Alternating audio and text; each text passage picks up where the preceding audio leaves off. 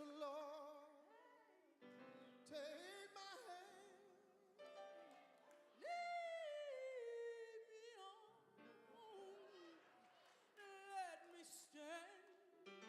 Oh, I'm tired.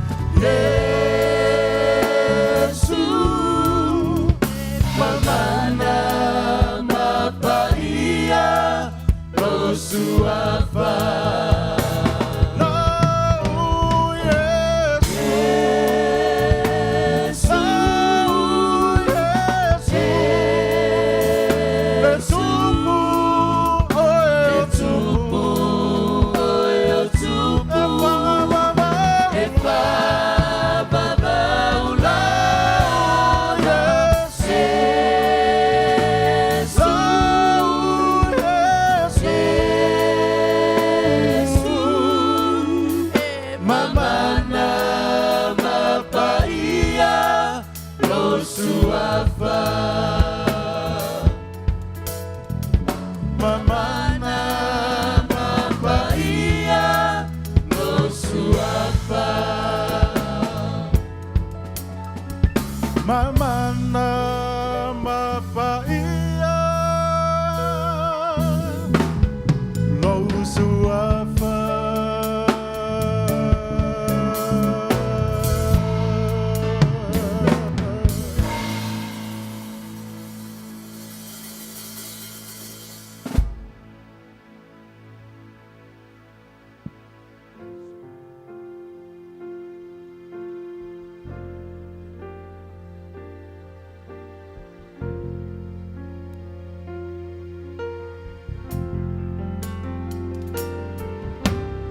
Yesue ai tatai ilang nei malanga mayau mai fita ole nei polanga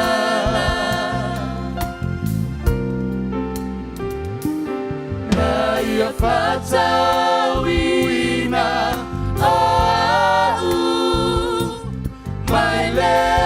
Salah Yesu olena ola uleta talo. Ya, iya lari. Patalo fatui. Ia malu am fai on tato awoi fatasi nei tai aoi. Toi sauninga o lei. Sunga le li tiakono ia. O le sunga vo ili toi ina. O le nei kale sia ua a mia e le atua. Al tai au nei ia. Se teimi o na watu vo leo se whamtalanga i lo sumai ma le tala mai o au i le nei tai au. Au te ilo le ava no le leile nei. A wala au o tua i e tātou tutula. Ala mori mai le sao le sunga i le li tiakono.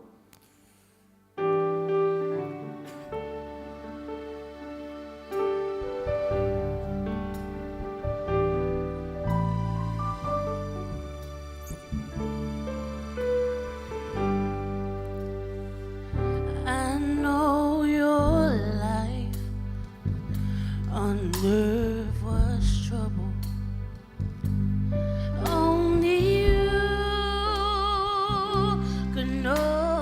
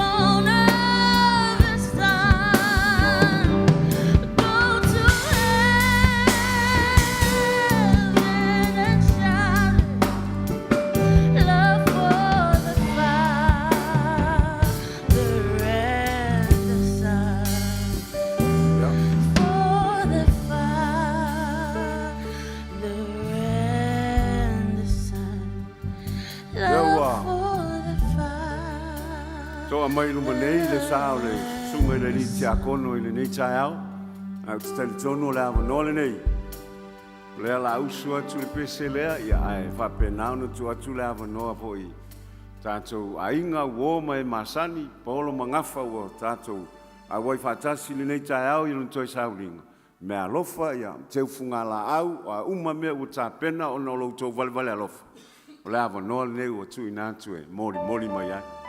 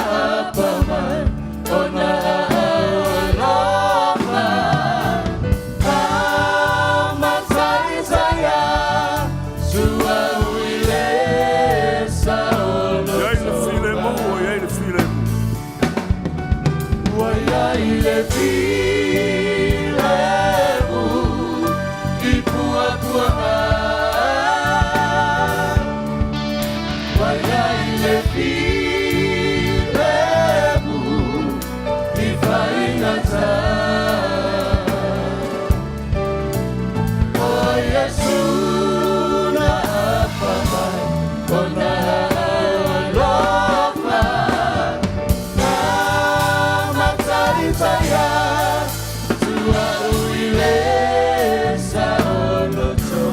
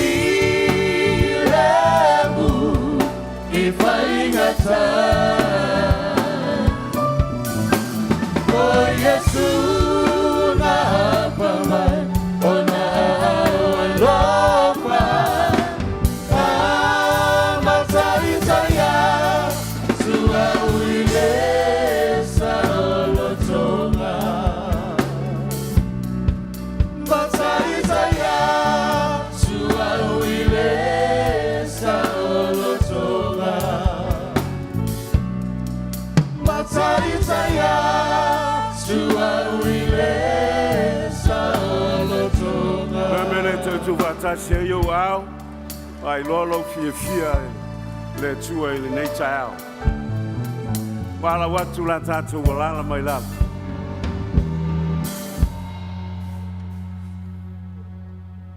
Tonu le avanoa le leili nei. Wai eilo leo e whai masui o le sunga e la apostolo ma le whalitua o le mwhai on tātou a wai whātas. Tunga whai le sui te itai ma le whalitua o tātou mafuta ma le teita ina o le kalesia o si psente i e pia nei. O te whātalofa atua i le paia ma le mamalua a inga na lua o mawhai on tātou a wai whātasi toi sauninga.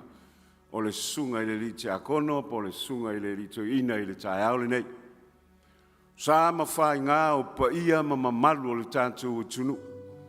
A wale, pa ia i ainga ma lātou tama ma lātou ainga. Ainga o nofo, ainga o ainga o pāpā, ainga o tawhai whā. Le usonga tu mua ma pule i tu au ma lātou a ainga le tai ma le wā o fonti. Te whai maalal te maloa na liu whatu le ala taua. A le tai aule nei le e mai ma le a fio mai o ainga na lua.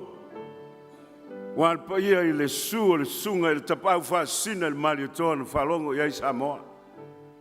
Su i sunga i ainga sa mali o toa mausoli. Su le pali i ma le ati pali. Su se iuli. Malu ia mango malu asu whanua maupu le launga sa fotu la whai. Pia mai fo i le paia i le ainga kaulang. Tare inga ia sengi ma le mamalu i le sa le murianga.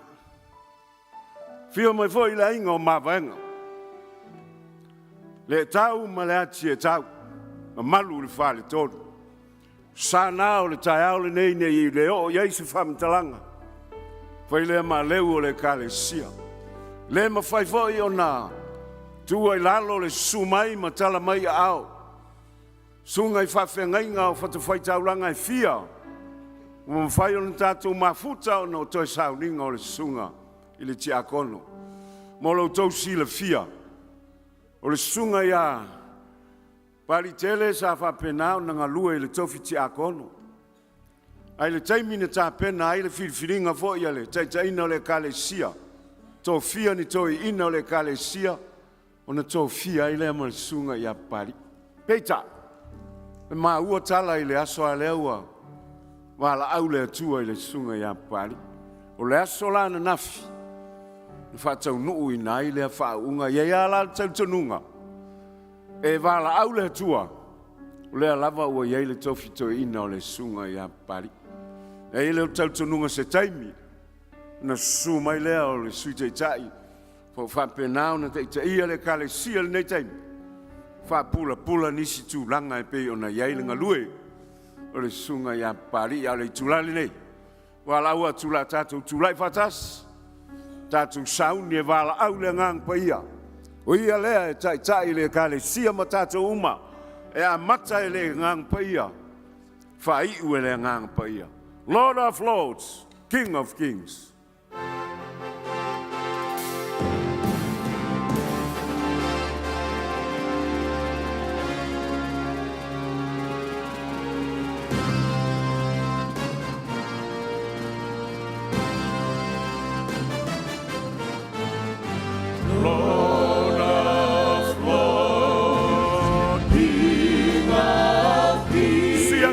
Wow, le tupo malaria Fio mai le ngang pa ia ia le o tato malo falo ia. Le au ngā te wala sole ma fa moi. Glory. Toi pese mai ai Lord of Lords, King of Kings. Lord of Lords, King of Kings. You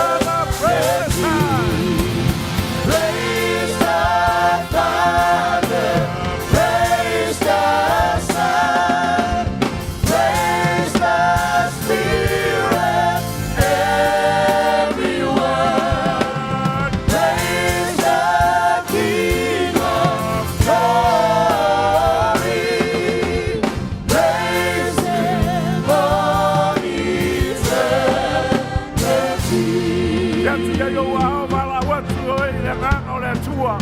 Ina ia fia mai o ia i le tai ao le nei. Tātou te manau mia le pai mai o le nganga pa ia. Am taino le nei sauginga. Tātou te manau mia le nganga pa ia. O ia le malua i le whalaunga i le tai ao le nei. O ia le sile mua i. O ia le oli oli ai o tātou loto le tai ao le. Hallelujah. Hallelujah. Ngang pa ia mātou wala watu i le nei tai ao. Le mawhai o le mātou aloa. A wawa mātou talitonu a oe o le molia te iala. E te whātonu tonu. E te whāsino mātou wala i le tai ao le nei. Mātou wala watu a nganga pa ia e fio mai. Am taina le nei sauninga ia mātou la ngona lau mamalu. La ngona lau siri siri esu. La ngona lau matau tia nganga pa ia. A mata ia oe. Whaiwe oe. Fo yatu le viinga ia te oe lo mātou watua. Praise the Father. Praise the Son. Praise the Father. Praise the Son. Praise the Spirit. Everyone. Praise the King of Glory. Praise Him all eternity. Vai lolo que fia e tua. Ave essa quatile tua e taole. Hallelujah. Auni la faftai le tua e le taao. Lona lofa malona ngalele. Potele le lofa o le tua. Hallelujah. Tato pese mai le pese le.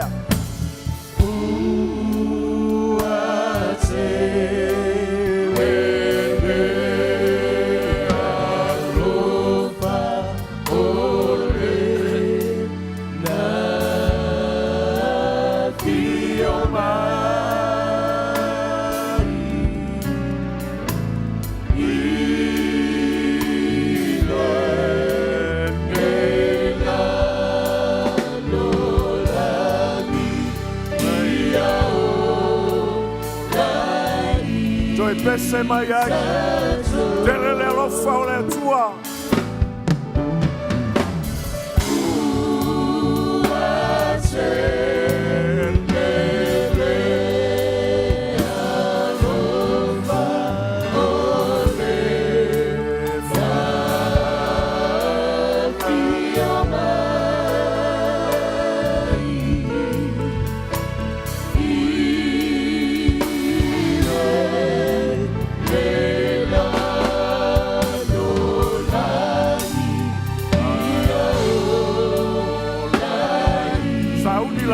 Dai le tua le nei fia nei taao.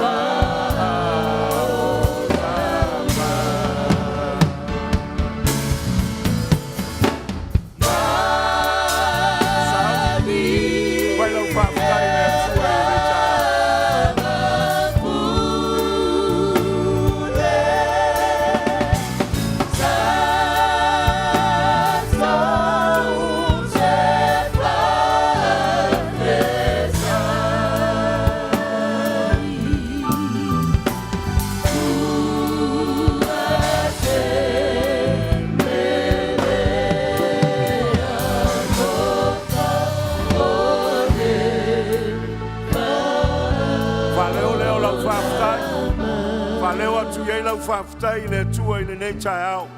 Ui aia ua tātou wheloa i ma tātou poto poto. O na le wala aua le tua i le tamane. Ai whaftai le tua ua wala wina le tua tasi e tuina le tua tele. Whaftai le tua i lona alofa, whaftai le tua i lana wha. Tai le atua ilo na whamaoni a wa le suia le atua. O na nafi o le aso le nei. Eo le whamavau. Mātou wala watu le atua le nei tai au. Mātou whape atu. Ia vi ia lo suafa. Ia whane ne ina oe le atua. Mātou whawhetai lau whamaoni o au wholofolanga. Whawhetai lau whaolatanga ua mātou sapi ai. Alea le tai au le nei ua mātou pepese ma ori ori. A wao lau upu lea le atua e te fia mai oli oli. I le oti o le tangata amia tonu. Whawhetai le atua I lau wala au lau atali I le tai au le nei. Mātou poto e mori mau. Lau le lei ma lau whamaoni. Whawhetai lau whaai. Whawhetai lau soasani mai. Toi pese mai ai.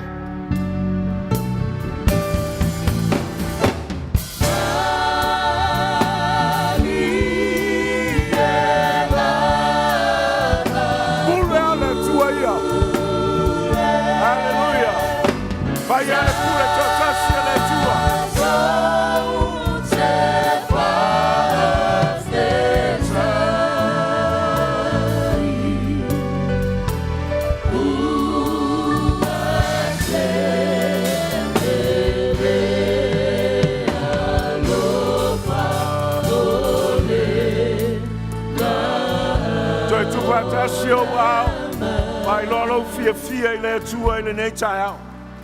Ta pena lo loto, te whane ne le atua o le tupu ma le alii o alii le tai au le nei. Stay in your presence.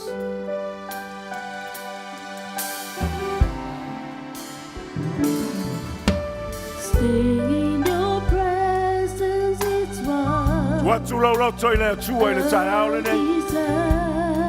Tātou whane ne le tupu ma le ali o li. O le na whai al tangata o le pale ali o na ngā lue. Ifo iei tu I vai uma. Tō tutuli iei tu I vai uma. Ifo uma iei tangata uma. Tātou te tau lona suafau I o le tupu ma le ali o li. Tātou lalu lo tutu le tai au le nei. Tātou si o tātou lima. E ui ai na oti o tangata ua ia keriso. O le maliu o le tangata man malo. Mea foi le si ai ni malo kesian. A wao le man malo o tātou ia. Hallelujah. Stay in your presence. Stay in your presence is what I desire.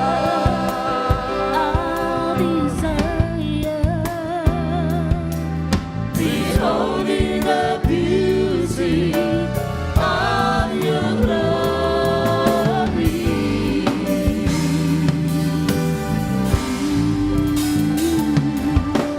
Fill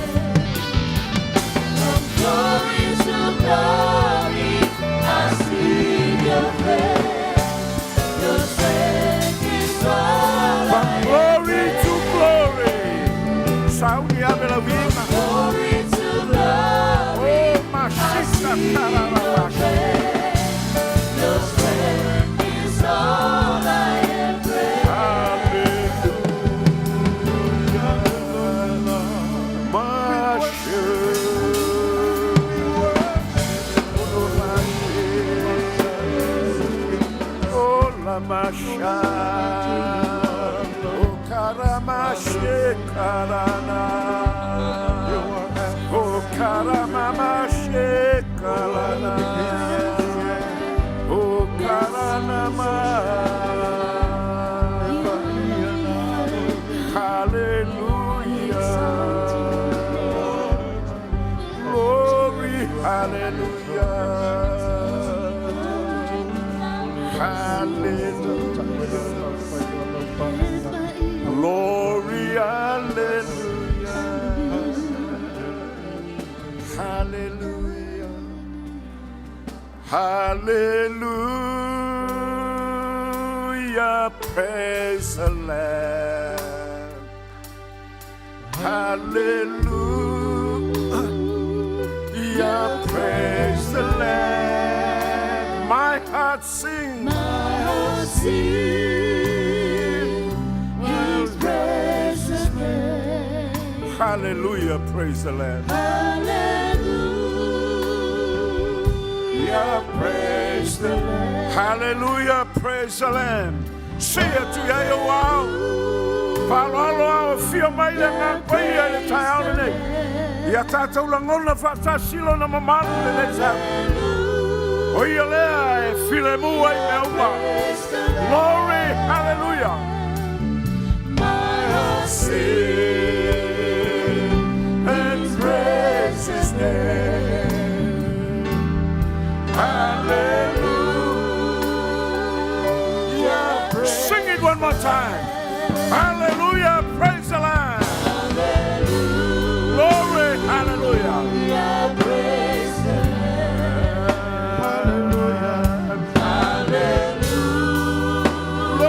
Hallelujah. praise the Lamb. My heart sings His precious name. Hallelujah, praise the Lamb. Let's worry for ya to pay le vi inga ila wo fio. To mau pelo manto fata wa. Nei say yo o le fa va lava. And everybody say amen. Tatu walala mai lalo bala watu ile. Sunga ya nai mo tatu talo fa pitoa.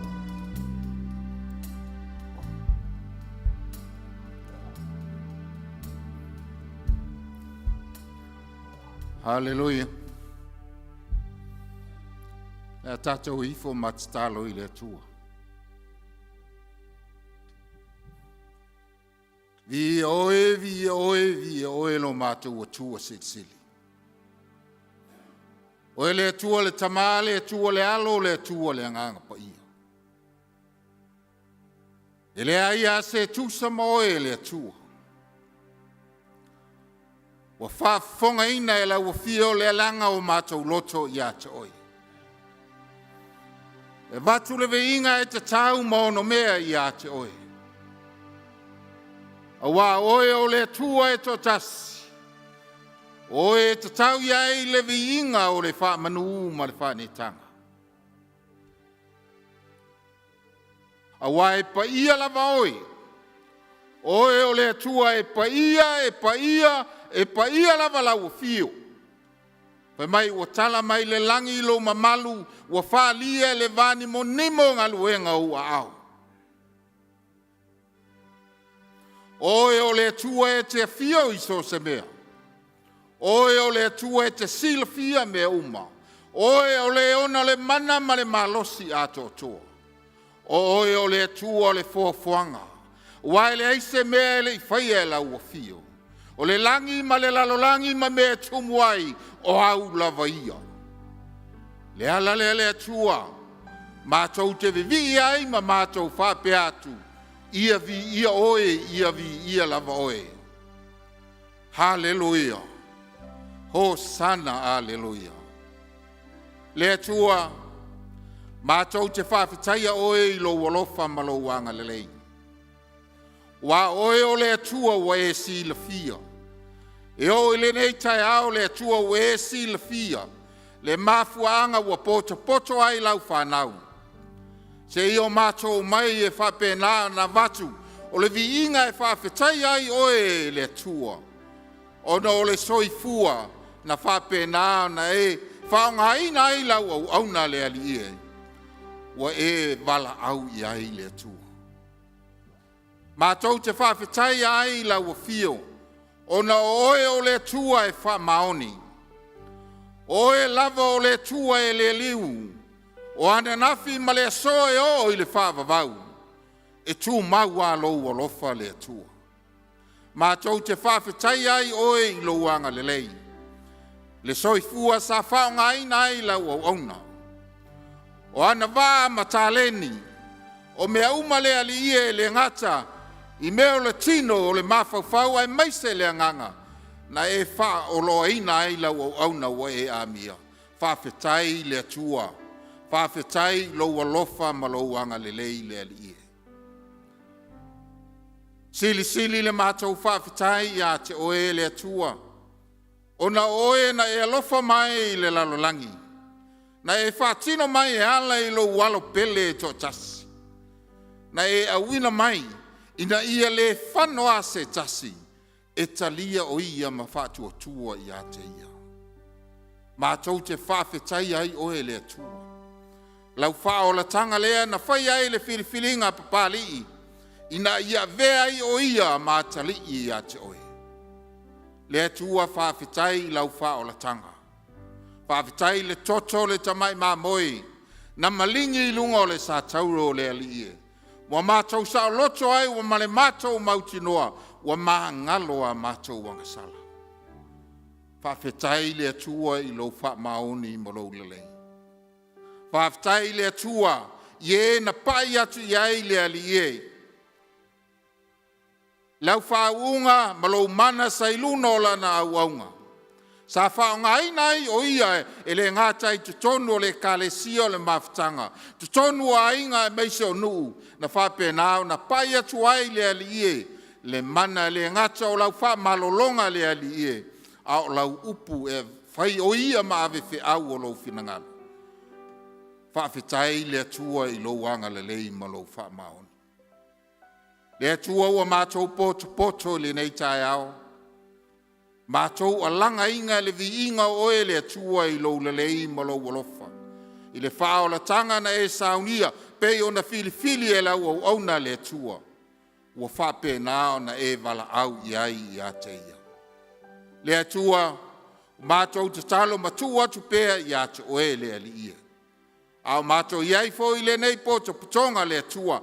Au mai loua nganga le ali ie le tua. Wa e le toe langona e ia se mea. A o i mātou ola ma tutoe pea le tua ia whaia le filifilinga le lei ma le filinga tonu. Wa e pea o na whetalai la ua fio. Amu ia e oti. O e oti o i le ali.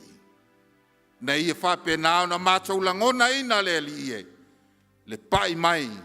A wā o papali nei, a o ata e ao le tua i mātou. Wala au ai i ate o e ngalue mai pēa lo wanganga pa ia le tua. Whātou mawina pēa le sāwalinga le ali ie, na ia mātou whaia pēa lo whina ngalo le tua. Le tua o mātou te talo i ate o e. Ia iai pēa le mana o lau wha mawhan whananga. Le whale tua o ainga e lua e maise o whanau le tua. Whātumu e oe le loto whāno noa. O oe lava na e whetalai. A muia e whāno noa. A wae wha mawhana whanaina i latou. Ua mātou te talo i a te oe le ali ie. Pai mai lou wanganga pa ia lau wha mawhana whananga. Ia whātumu ai le ngau. Ono le whāno noa le wala au pa ia ala ua fio. Ia whape nā le tua nei ai lo wanga le lei le tua. Lo wanga le lei le nei poto patonga le ali ie. Ia mātou tau whaila ngona ai le ali ie. O le i unga lava le nei o le soifuanga. Mo i mātou umalava tama. Ai le whape nā ia mātou whaia le filifilinga. Wa e fina ngalo ai le tua. Ina ia mātou wola pea mo oe. Mātou wala au le tua ia te oe. Anga le lei mai lau fio. I poloka la me uma, ma fuafuanga uma ia ainga na lua au wāto e sauninga o lau au na le atua ia e anga le lei fesosoani o e le atua. Fesosoani mai lau o fio. Ia whai wina mea uma, ia fo i uma atuai le vi inga e vi ia i pia oelo mātou atua. Le atua, ia au whaamanianga le potuputonga nei. Te talo ia te oe na ia whapena ona, te tala pupuni le langi a tō mai manuia. Whaamanuia i le whaletua, whaamanuia i a inga na lua, whaamanuia i le vasenga o whawhengainga ua mātou poto i le nei aso le ali ie. O no toi sau ninga o lau o onga. Ia whapena na whatawhia i le mana o lau whaunga. Wala au fo ia te oe le ali ie, thea lava o whaunga haina ailo lātou soifua, a walo finangalo ma le upo le atua ia whau ia i lātou le mana o lau whaunga fau. Anga le lei mai oe le atua i toenga o pō kalame a lau whanau. Ia whapena o na au ma oe le atua e manuia ai mea uma. I lou lava suafa Yesu ke viso, o mātou wole ma wala au atuai. Amene, ma amene.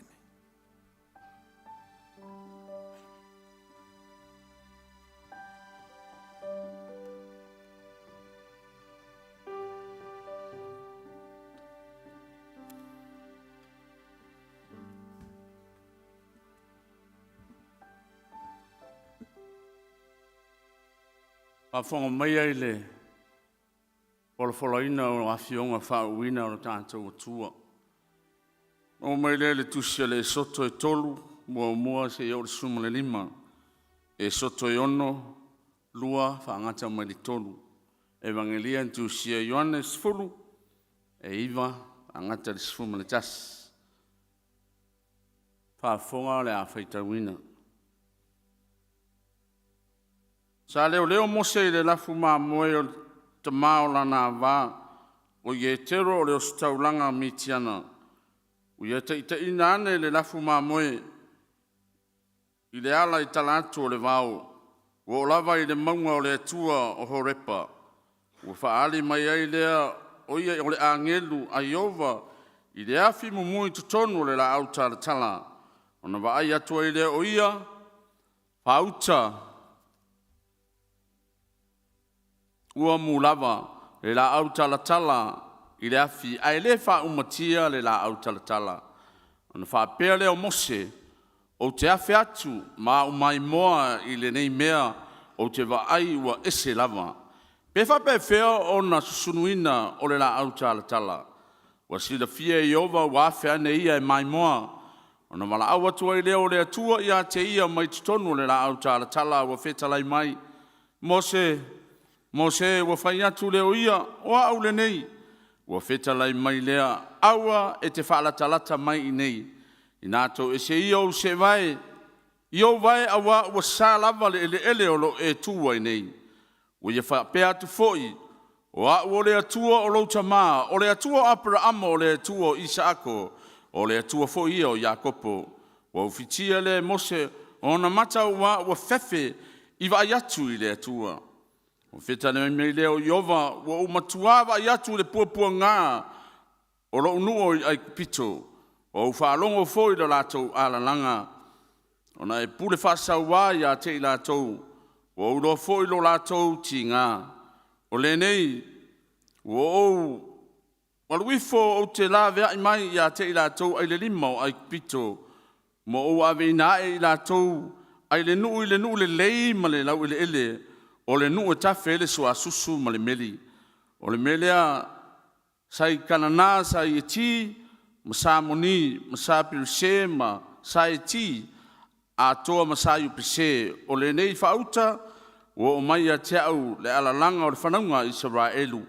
O wai atu lava i le saua, o lo saua e kupito, ia te i lātou.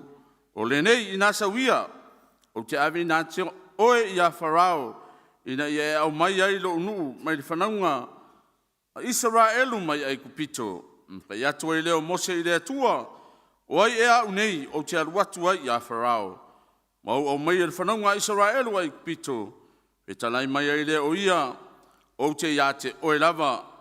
o le nei foi le whaelonga o ia te oe no o wina tu oe ia e au mai le nu ai ai pito o te au na foi i le atua o le nei maunga ua whai atu mose i le atua whauta pe aruatu i whanaunga Israelu ua whai atu ia i te ila tō a wina mai o tau e le atua lo o tau tamā na lātou whai mai ai lea ia te au o ai ea le nei suafa sia le mea ua whai mai ai i lātou ona whetalai atu ai leo le atua ia mose o au o le ola o lo ola lava o ia whetalai mai foi e te whai atu i le whanaunga Israelu ia whaapea o au o le ola o ia lava wa au mina mai au ia te o tou ua toi whetalai mai foi le atua ia mose ua whaapea mai ona whai atu i le whanaunga Israelu wa au ina mai au e o tou e Iova o tou atua o lo o tou tamā o le atua Abrahamo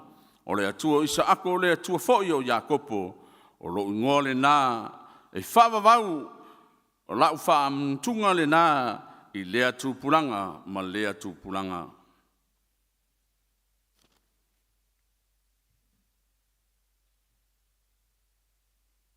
E soto e ono lua ma le tolu whaitawina whaapea. Ua whetalai mai foi le tua ia mose o lo whaapea mai ia te ia o au nei o Iova wa iloa awe Abrahamo ma Isaako ma Iakopo i lo ingoa o le atua e ona le malosi umalava ai peitai o lo ingoa o Iova e le iloa ai rau e la tau. Evangelia Ioannes fulu, Ivas fulu ma sumantas. O au nei o le whai tutoa, a whai e ui mai se tasi i a tea ue wha o laina lea. E alu atu foi o ia maurufafo, e maua foi e ia le mea e ai. O le ngaoi, e le aisi si mea na sauai na ona ia ngaoi ma fasi, ma wha matia, o au sauine ia lato maua le ola, ia maua atide i lava. O au nei o le leo leo maa moe le lei, e tu watu e le leo leo maa moe le lei, o lona ola, e suyai yana maa moe. Amanuia mai le tua, folfolaina o lana upu. Amen.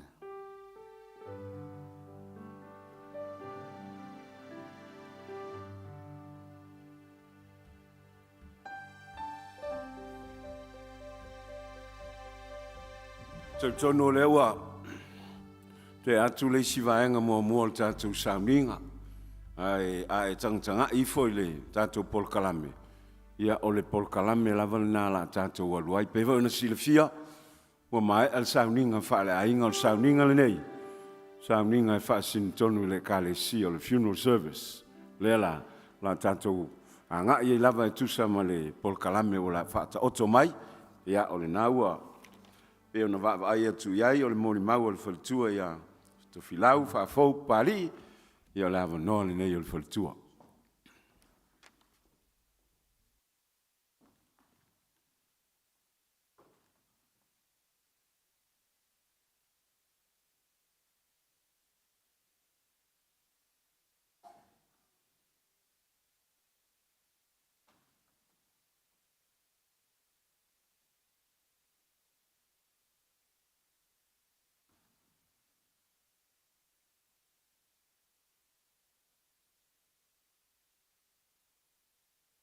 God is good all the time.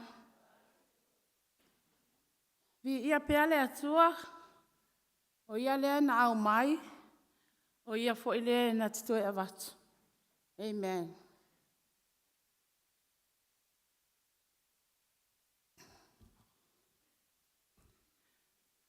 O a aule nei, o silafia ia, to filau, pa fou, o li lupe papali. Ia o le to alua o ti akono, ia po asa pali.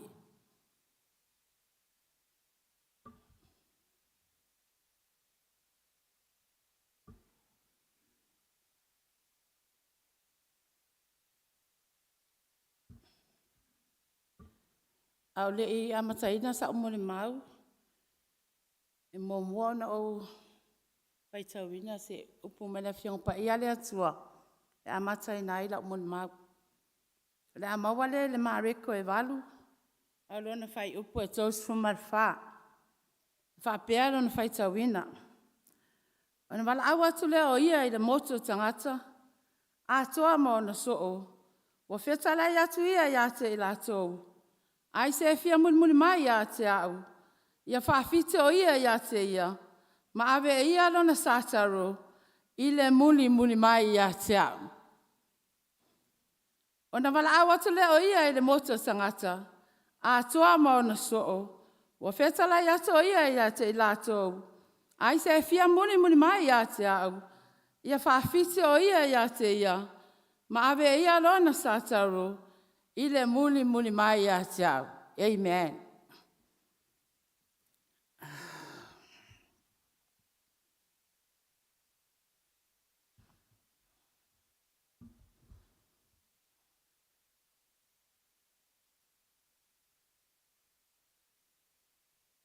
Aftai le anga leo le anga paia. Mawhai ona paatanga mai au te whai ase muli mau nei taimi.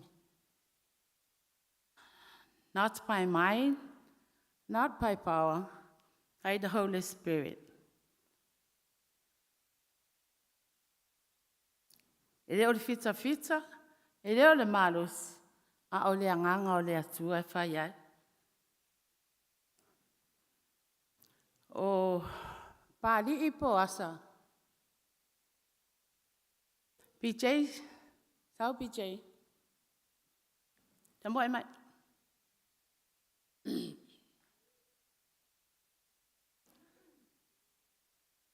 Moi. O le mama ftanga ma pali i po asa. Ya. Tau tanga i mai ya PJ. O tau sanga o PJ is full mal fa. O tau sanga fo i lea o le mama ftanga. Is full mal fa tau sanga o mama ftanga. Tau tanga i mai ya PJ. E au le lei. E la poa. E lei fo is time. O fo linga ia mawinga. O le mama ftanga mpoas. E au le lei. E la poa. E lei fo is time. Wepenga. Fai mai la tusi na o fai tawina.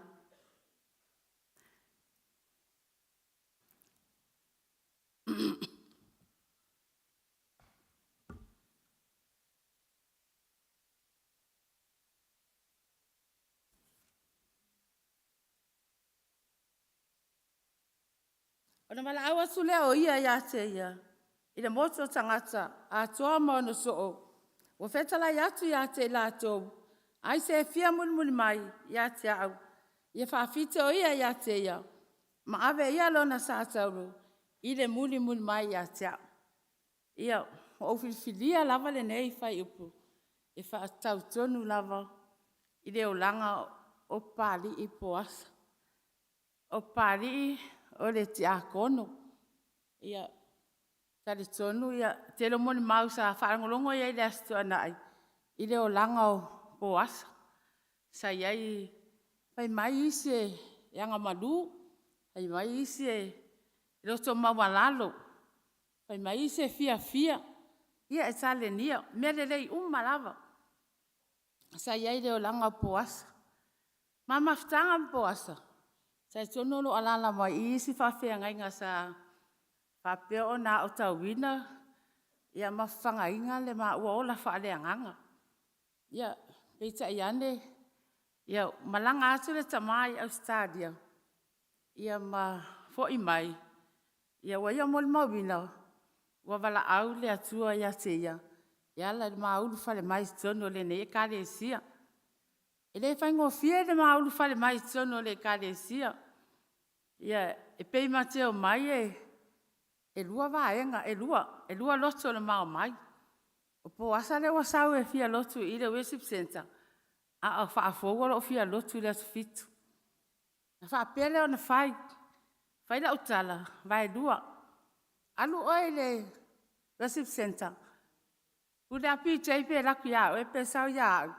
ala ua olu le asifitu. Pei tai ane, ngā lue le anganga o le atua. Pei foi ana mo le mau se tasi o rata li o pāli. Sa o le whaiwhi au na ave i ai maa ua le anganga o le atua. Pei o na wheliua ina ai i alo nei tangata. Ina ua maulu whale tono le kālesia. Ese le sua malia o le alu le upo le atua. Ele i toe whaafiti, le toe whaavai. Pei ana maula whionga pa ia le atua. Ia whaafiti o ia te ia. Ai muri mai ia te au. Pei o tele mo le mau o po asa o stangata ia pia, e sa whao. Aina ua maua e po asa e le atua. Pai mai Paulo. Ina ua au maua ke riso. Ota mea umai atia. Hape nale o langa o po asa na iai. Sei tu lou le suafa pali. Le ai masi toi fo i tua. Ina ua wala au ma ua maua e anganga o le atua. Sama tua i alu a sua iai. Pea no mo le mau isi tangata. O si tangata e tale nia. E tale nia le pese. O le siwa. Ia ma isi mea.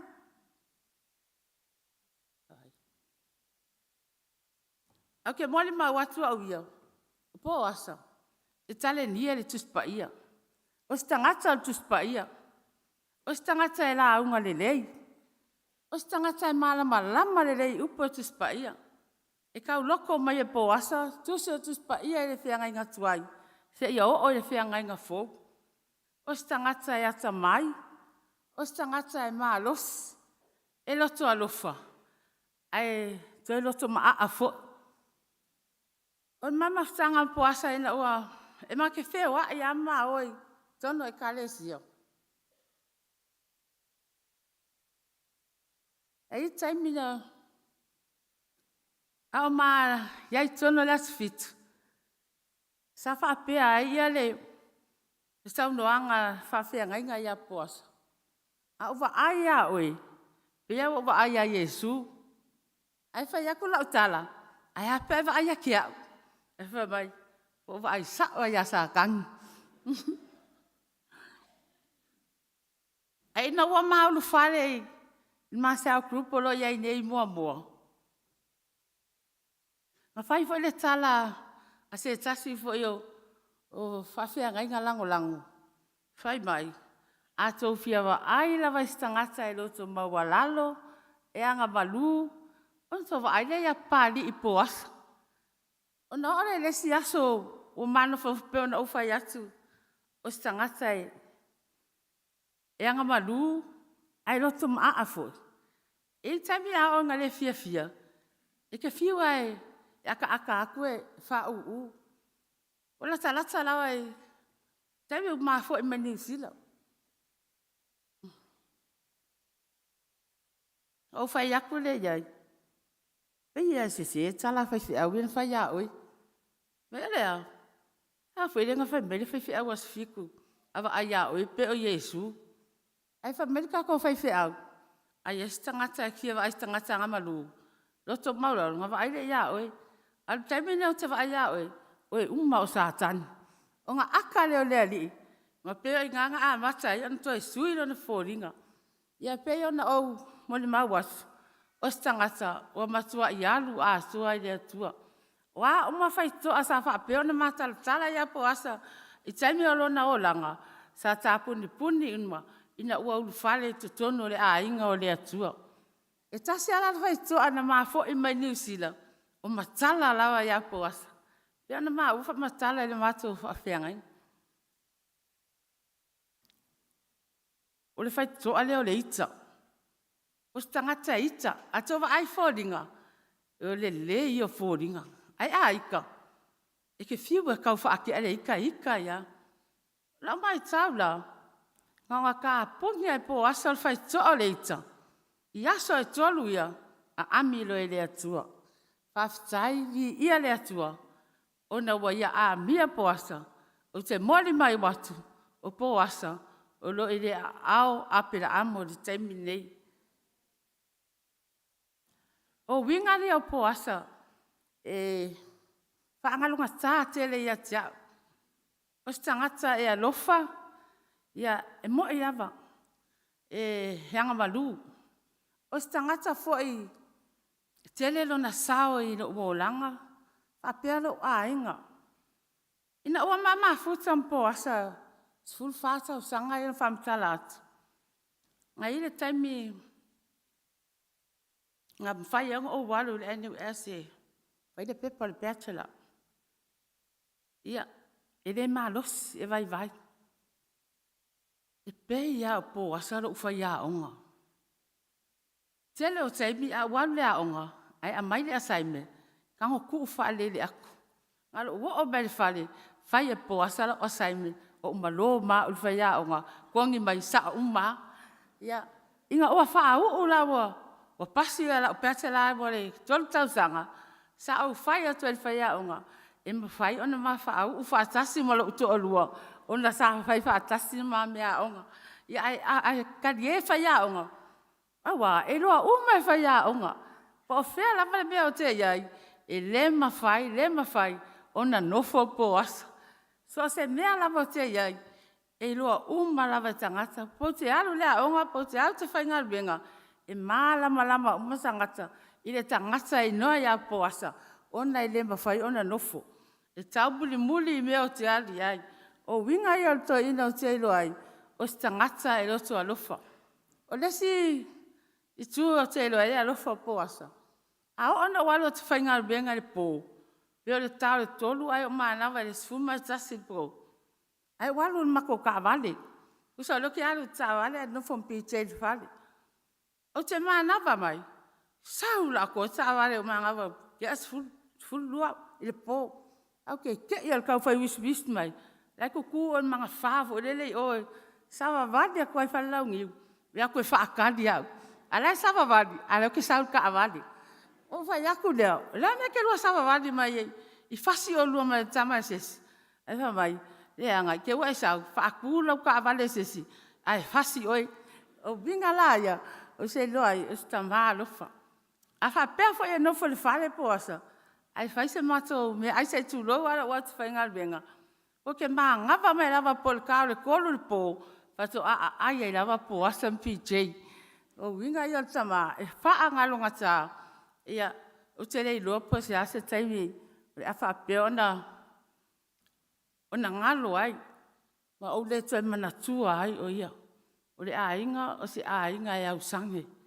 Ngale to atolu lava tangata le bato ainga.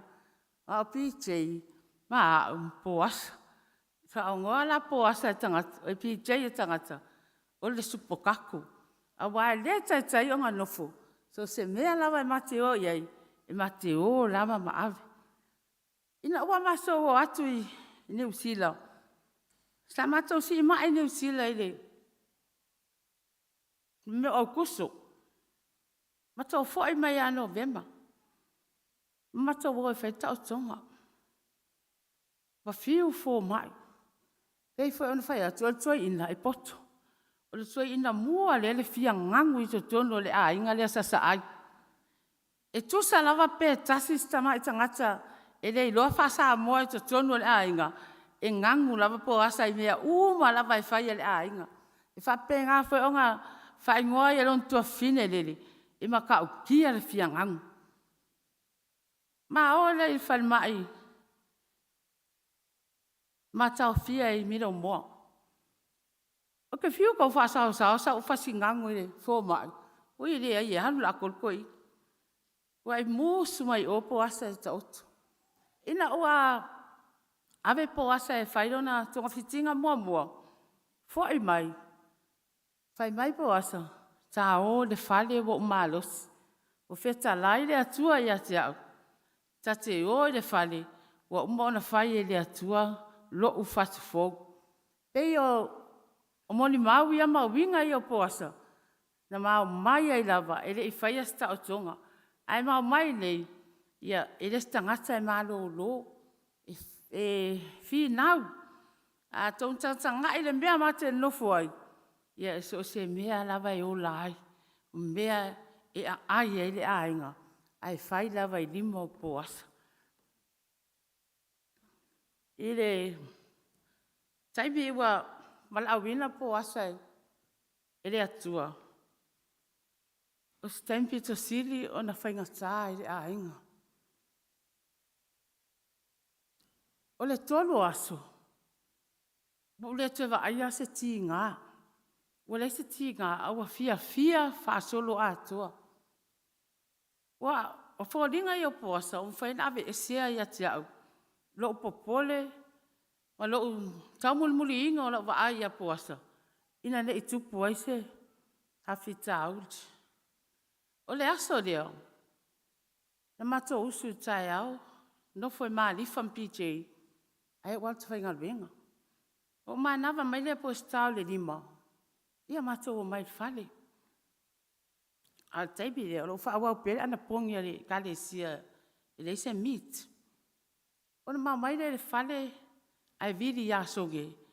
Songe, a mai le mamea ainga whai akuai, ele se meat, ma kowo mai, tato mo moe le po asai au. Mato wole le po kalame le mato a inga na whai. O iang whai ala launga, whai ala whawhitai. Ia mato wo fia le whale. Mato tau no le whale. Ese au inga o po asai lea po. Wa I kau fia lava.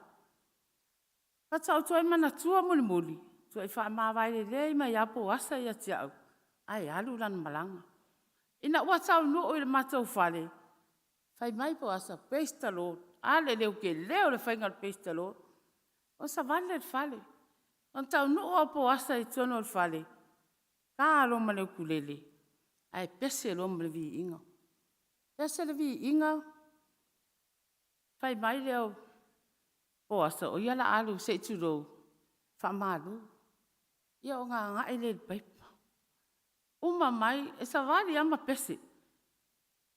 Kai mea o wha malu. Usu le vi inga. O le vi inga o ti ngā ia po asa. O lo wha leo mai le vi inga ia tia. Sa au whiwa kau au kilo se taimi o ke vai a koe o lai ti ngā. Ai ngā o vi inga me rau ke vai a kulai pese ai po asa. Ia, pero taimi leo o so atu la whai tatalo. Ai wha pa mai lunga o lo tau au. Puli atu, ua le ai. Ta au langona le mawhatia. Taimi tonu lava leo makua I ko ke kere ti munga. A le alu wako sa viri tonu le matau whare. A o loo whaataitai o, ele ai matesio le mako kua o inga langonga. Na o nofo lea ina ua, sau nuu mai le whare ma o mawhau. E wa o complain nga ili ngang pa ia. Sa wale ngang pa ia ave po asa. A o loo o whaataitai o pia. Vi ia le atua. Whawhitai tama. Wa e a mia po asa. O whapeo na ia le tue langona o na tinga. Ma mawhatia sai ai. Ia pe o se moli mau lea. Kātau waa. O te moli mau wina tuai. E mata o mawhitanga mpo asa. O se mawhitanga e mawhana. O se tangata e fia I lea li. E o lava ina wala au po asa. E mawhuta pe o ia. Malona atua. Taimi nei, ia, o se wala awas foi, matau a inga umana volo I, ia, wha maa losi le atua. Ele lei le atua. Ia, o se moli mau lea, ai wala awas I whanau, ia Gloria, saa, se usul pese wha umai le moli mau.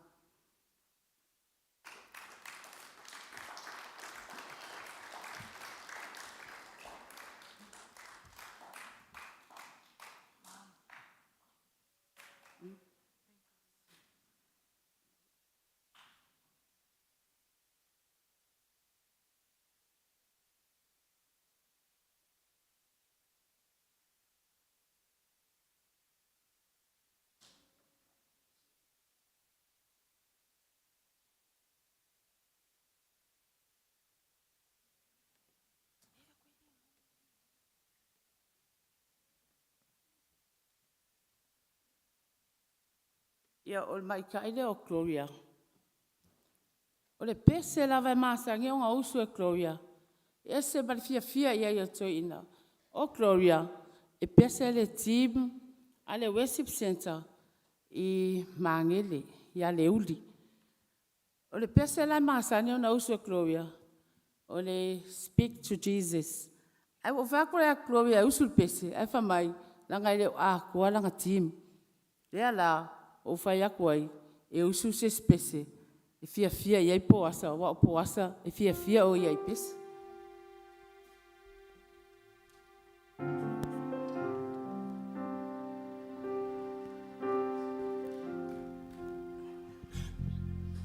know your life on earth was troubled, and only you could know the pain. You weren't afraid to face the devil. You were no stranger to the ring. So go as high on the mountain. Hallelujah. Cause on your word is done. And go to heaven and shout love for the Father and the Son.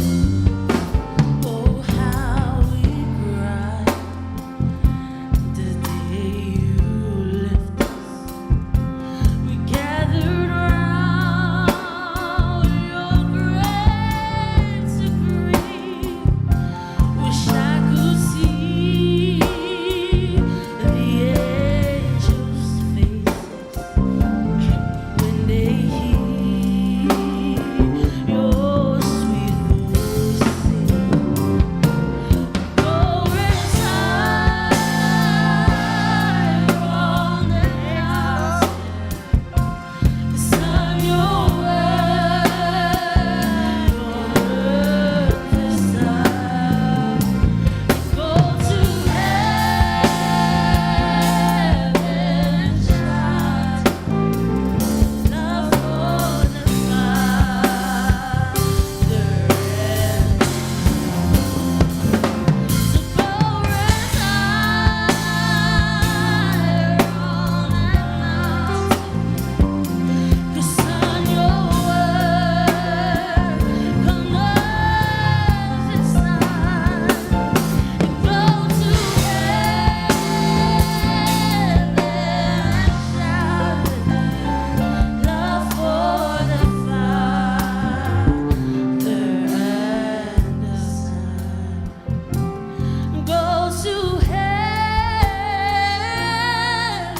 and shout it. Go to heaven and shout it. Go to heaven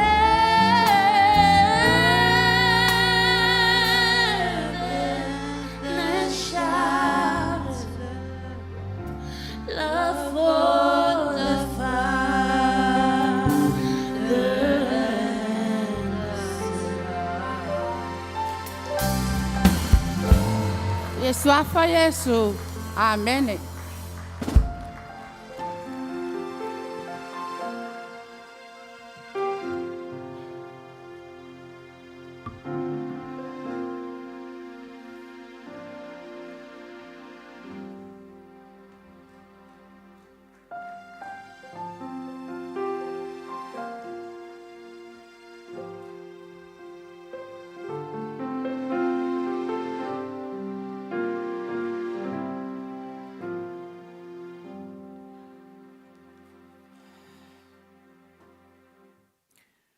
I le suafa manmalo Yesu Keriso le ao le ekalesia, o te whawhelua i atu ai le sunga taitai malona au waa, whea ngai male toi sauninga o le asfia o le tuangane nei, whawhelua i atu fo ilpa i o le tatu ekalesia, ia e maise o le au whainga luenga, o mwhai o na Aua i mai e moli mauina le asfia fia o le tuangane.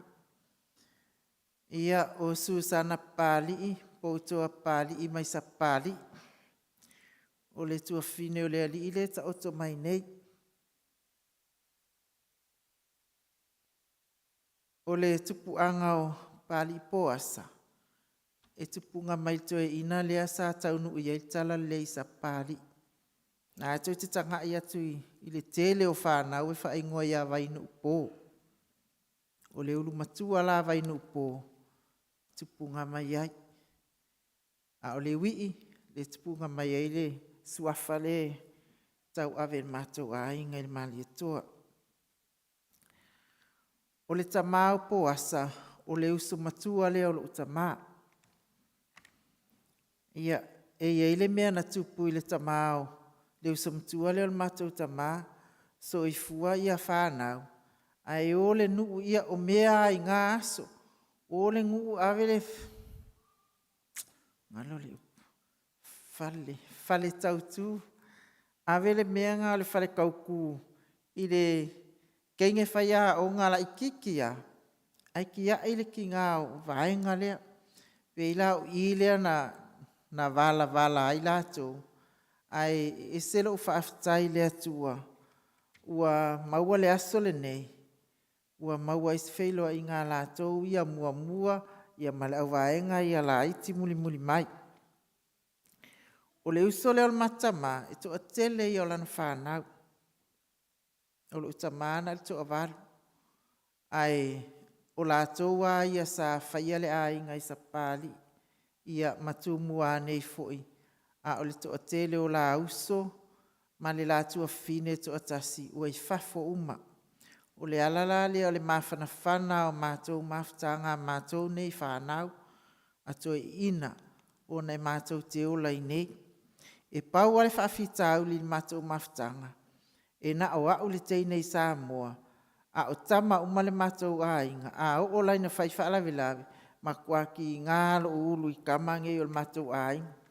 E suafala tō i suafale ainga, ai kaupule a koe au maku whaalawe a whaalongo mai lor kaupulenga o whaisi mafa. A makalong fulikua mai mawhai excuses. Ia ai whaafitai le atua ua maua se awanoa e moli mauai multua ngane.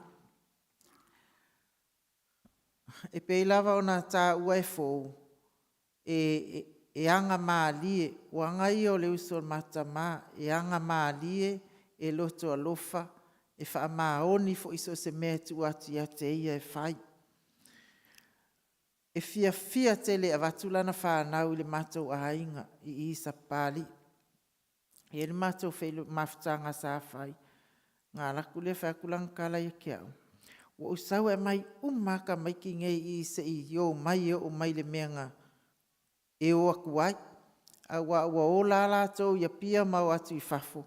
Ia ai to o tele ina leo mai afe mai. Anga leo akua whaasa o i sasa ai. Ia sa au whailawa ia po asa. Sa au whailawa ia po asa e au maika maiki. E eile taimi na vili mai lo utua ngane sa vai. O loo mana o mia mai mato a inga sa paitea nisi mo suafa. Ia na o vili ia puasa ele maua. Ai fo wailo e puasa sa whaalawe lawe leo ke vili a kua ila o ke fongi. Ia ona vili lo leo mona. Whaku, saungi alu whailo mtai. Whai mai wailo e roka maa. Saungi mai, sau ka keo e moli o ile wafu ma e alu le whakari mai pali. O ngā lua o lo le whailo mtai. Le anga o mana o mia mai tātou o le tātou a inga i sa paitea. Ia le ainga sua ile ali ile o mona. O taimi uma ma te tala noa i male nei tangata. E make kalangoa ma ua i mako whaafika au li whale a inga. Ile ke leo le ngei a inga a wale intangata. Ia au leo tilo atu nei le lisi o le lafua poasa. O ka se ko akeli. Ia ele taita ia ila whanau a wana toa lima tamaiti ele i matua fo. Ia whaatasi ai male au vaenga ia mai Australia ma New Zealand ma pango. Ia ua matua fo i tamaiti. O poasa e fia e sau i le matou a inga. ai o se tangata fo'i e te wangofie pe a tele mato whaarawelawe. O le tala lea le tua fine o uta maa sa whaisi o to o lua whato a umana maa whai poipo. Ai tu maa loa mai loa sara maa sina.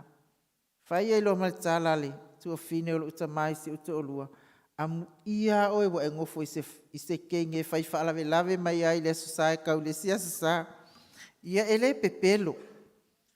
Kere ilo prea me whaaperinge a inga le whai whaalawe so o whai whaalawe so o te wau tangata. Ai e mate tala noa lampo asa i meo whaalawe o le matou a inga. Awa e whātama ma le teine to atasi tupu anga i au matou.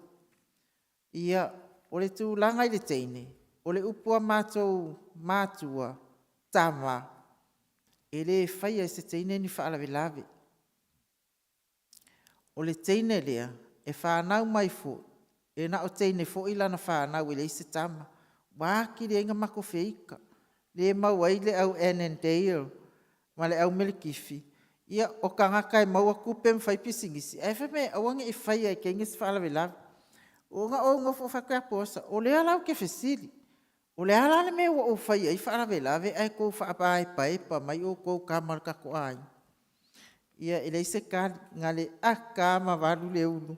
Awa ia itai me whai mātala maa misa. E maa whanawhana maa mawhtanga e mate so tai.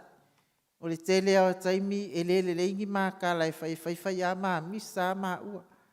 Ia e os tangata e whai tua fine e loto alofa. E alofa i lana whanau. Ia o lea ua saunoa ia to filau ma whai loa le la mawhtanga. Ia nau o tō whaafonga mai ele i umi, sifulu whātau sanga. Kere i loa ia ko whilau pole an menga manga o ai lingi ka maa loa. Wati ngā ai nai, le ala ua whawe ngā alu ai ki ai ngā ia.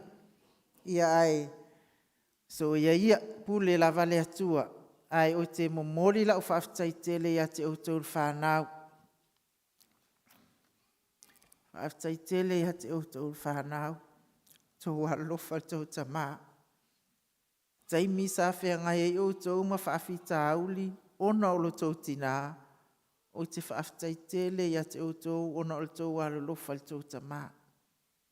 Whaaftai tō whilau, whaaftai tele i lau tau singa, ma lo alofa whaamaoni ia poasa, le lava ua i u lau tau singa ia te ia. Whaaftai fo i le atua, ona o ana mea alofa sa fua ina e tuangane. Tele ana tāleni. E i te mina alu ai whaile pesea a le vai maunga. Ai ke ua mākarangoa mai e a le pesea lau kama. Ke le māngai. Ia ia se se fia o fuakungi au pese. Ia ngā le aka si kama ia uka lai whai ai. O tau le whanau. E soi fua maola pea o tau mātua i te tonu le ainga pe a o tau whea alufani. Ua rea ua vaai atu, ese tapua inga ua tau wo iai, pe lawana a mata mai o tau le metisi, lea ua ese. Awane a vea ese ngana, maala ese ai o tau. Ia whaastu maui nai pea, ma ia sili ai ona lata, ma whanawhana lau tau mawhtanga, i e ka lesia o tau tapua iai. Awane i tusi lima lesi. Whaaftai le atua, ia ngā waa mataleni, whaaftai le atua i mea alofa ufua i atu ia te outou. Whaaftai fo i le atua ona o ni mātua alolofa i a te outou. Wa i outou mātua wa manuia outou o langa. A tia e la i outou a inga ma ia tou nofo whea alofani. Ia outou whea alolofa. Ma ia tautua nā ma outou. Ia tou alolofa i a tou filau tou tinaa. Ia o tō alolofa whaamaoni ia te ia, ma fisosoani mea umai mo mia i lau tō fisosoani. Whaamalolosi le tāpua inga. Whaamalolosi le ali. Whaua leo whaasino manga o tātou. E ia sisi mea. A e vai, tuli vai le atua. Stalo i le atua. E le lei ona vivi i atu i le ali, ma ia whai pēse ngai lo suafa le sisili e se. Ta uatu tae aolo walofa, ta ua te fo il polo fa maoni. Le la au pese sfulon manoa ma le nā peli ma le leo le kitara a wawa e fia mai a te au i launga luenga. Sa fia ina lava o tau e lo tau tamā ma o tau mātua. Ia langa luenga sa fai mo o tau lea ua tau pēne iai ma o tau maua wha manuianga. Manuia lau malanga bro, alofa atu i tātou mātua. Ia alofa atu foi, ia i lātou ua mua atu. Tadi tonu lava, ua whao ngā ina o e le atua, a o lea ua tu ua le mawhtanga. Mali e lava pu le ta tau te whaafeta ai ua te lele alofa o le whaola mai. Pe oti pe ola i tātou o loo iai pea le atua. O loo alofa ina pea i tātou e le atua. E vi iai ma whaamanu ina pea le sua whamamalu o le atua. Whaaftai tele i loutou wafio mai, whaaftai tele i le au whai ngā luenga, whaaftai le whaili, ia whaaftai ia te outou umasanga le lei malo lofa mai, a o whea ngai le tua ngane ma pua ngā ma whai ngatao le o langa nei, ia manuia tele le tātou wafia o mwhai o na moli mawina le aso fia le tua ngane. So i fua mai manuia.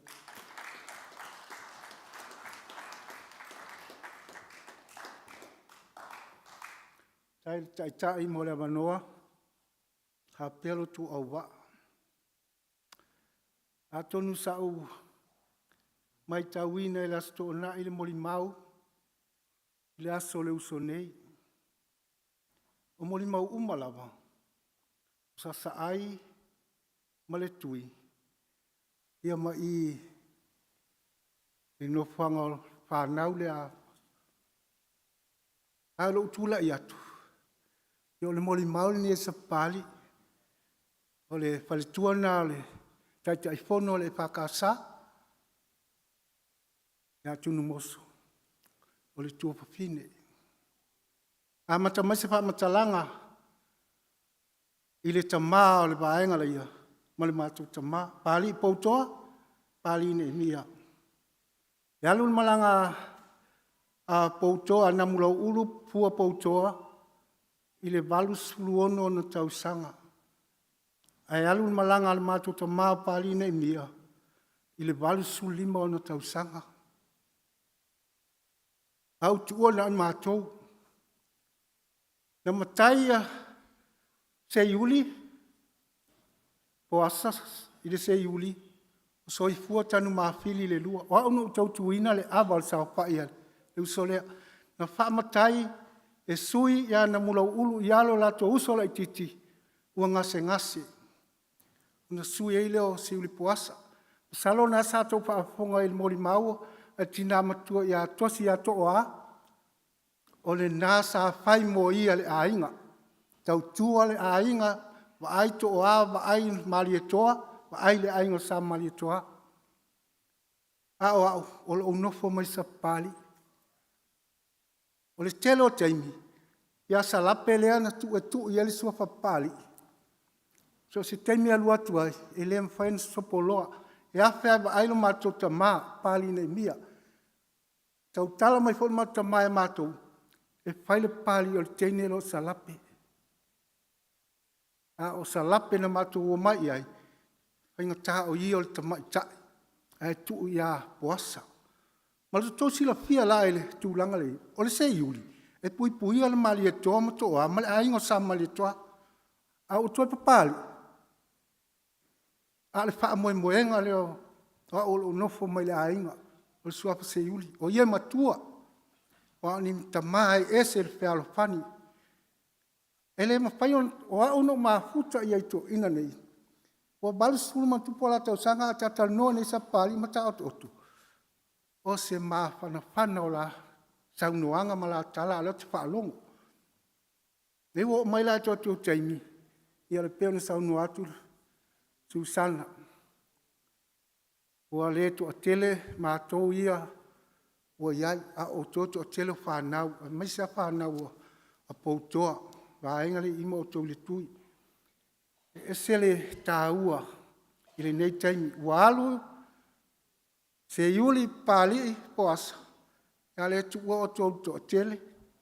Ia tau so mai. Ko tau whasino manga lapa sa pāli. I le ai lava se simea tu te anga iai pe suafa o tau ngoa ai. Nā tau awea. Lo na winga o tau whasino manga lapa lea o isa pāli a inga o tau ta maa. Ora o leno nofo mai fo. Ele se sa unanga ya Susana. Ma to ola fa lango ya Susana. Ni tele o me fai. Ya a o tingia mai ya. Ya le un sa ya tu sa uma ma to loto ele fai na ma to so polo. E ua fa ni fo ma fai an me tau na fai. Le fai na fa fiti. Langa uma na fai tonu. O le matai o le tau simea. O le au na atu ai le o le au na mai. E matitiwa whaafsanga, o le mea tāua le nā, ai o le nganga moni, o le whialo whani. Ma le whialo lo whae, o le winga le nā nei mea, o le soifuanga lo tō soifua ma tātou rai. Whanaua pāli i poasa, lo tō whaaponga mai lo leo. E matiwa asi tō ina lean pōmpa ma tātou ainga sa pāli. Al te lei o le loto. Le whawaiwai se me whai. Ia le winga moni le na i tātou tu whaatasi, tātou whelangolango mai, a whialo lo whae. Ia e fusi le alofa mea uma. Ia o se whaamatalanga le nei, e wa alua tua i le saunoanga al whalitua. Whaafitai tele lava, whatai tai, malto au wa. Se iuli pali, alu lau malanga. Wa e mua e mātou muli atu. Ia le li i mele lei uma. Na e whaia whaawa o ai i mātou. Tai.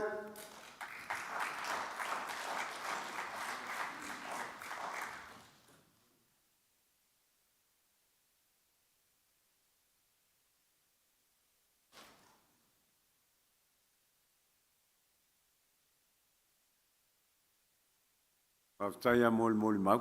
Na o sina whasilsilanga whavavavele. A whai o lau au wala o le laisene tolu lima tasi tolu ono.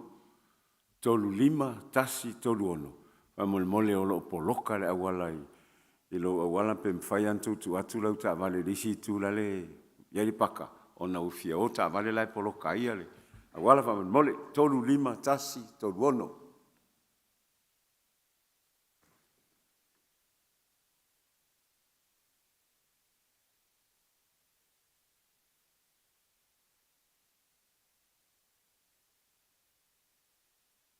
Mana ia lo tura i tasi mai. E loa. Vele le fala. Mili. Patia.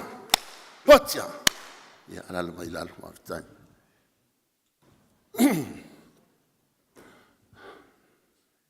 E mua nau poi lia.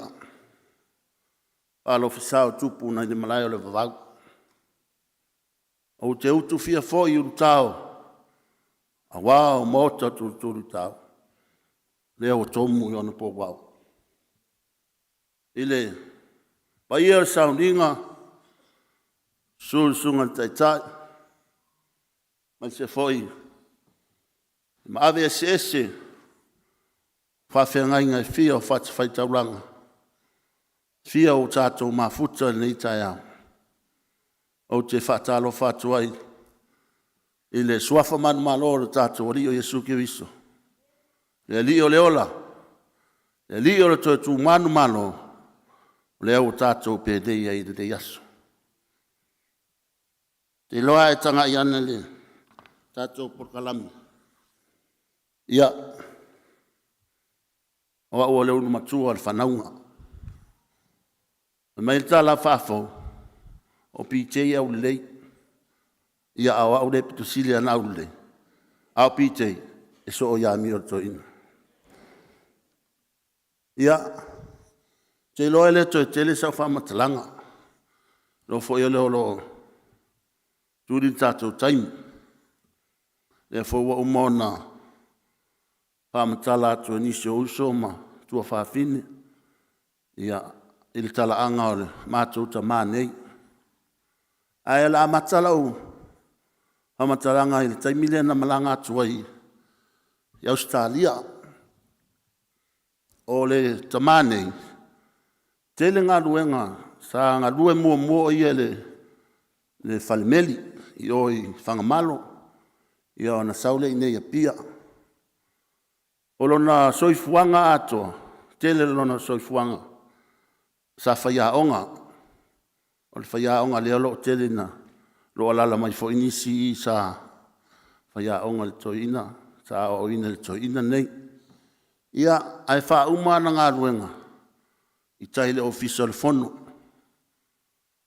Ina ua malo lola ua oritaia wale o toe whai ngā ruenga. Ia o vidi mai lole i o whatu. Ea, la solongon. Te fia te whao. Sau duai, whai sau te whao e. An laua i le toe whai ngā ruenga. Ia, vai me leo na tala. Ia maana ia fo. Ia lea nau o atua i o Australia, le ole. Sila fia foi le malo le tato a fia ia. Ma ua mate mai Melipone, na aro man no foi. Ia na luatura to ina e tasil masina. Ia li fo seo to lua, tongi pase se fa atonu masina. Ia na umi e alana na nofo ina. Ia se fai la sautale te mintau nua tuai. O le peona sila fia to ina nei sa o ia o le whaila unga le meo tisi. O le matua meo tisi a mautu na iai. E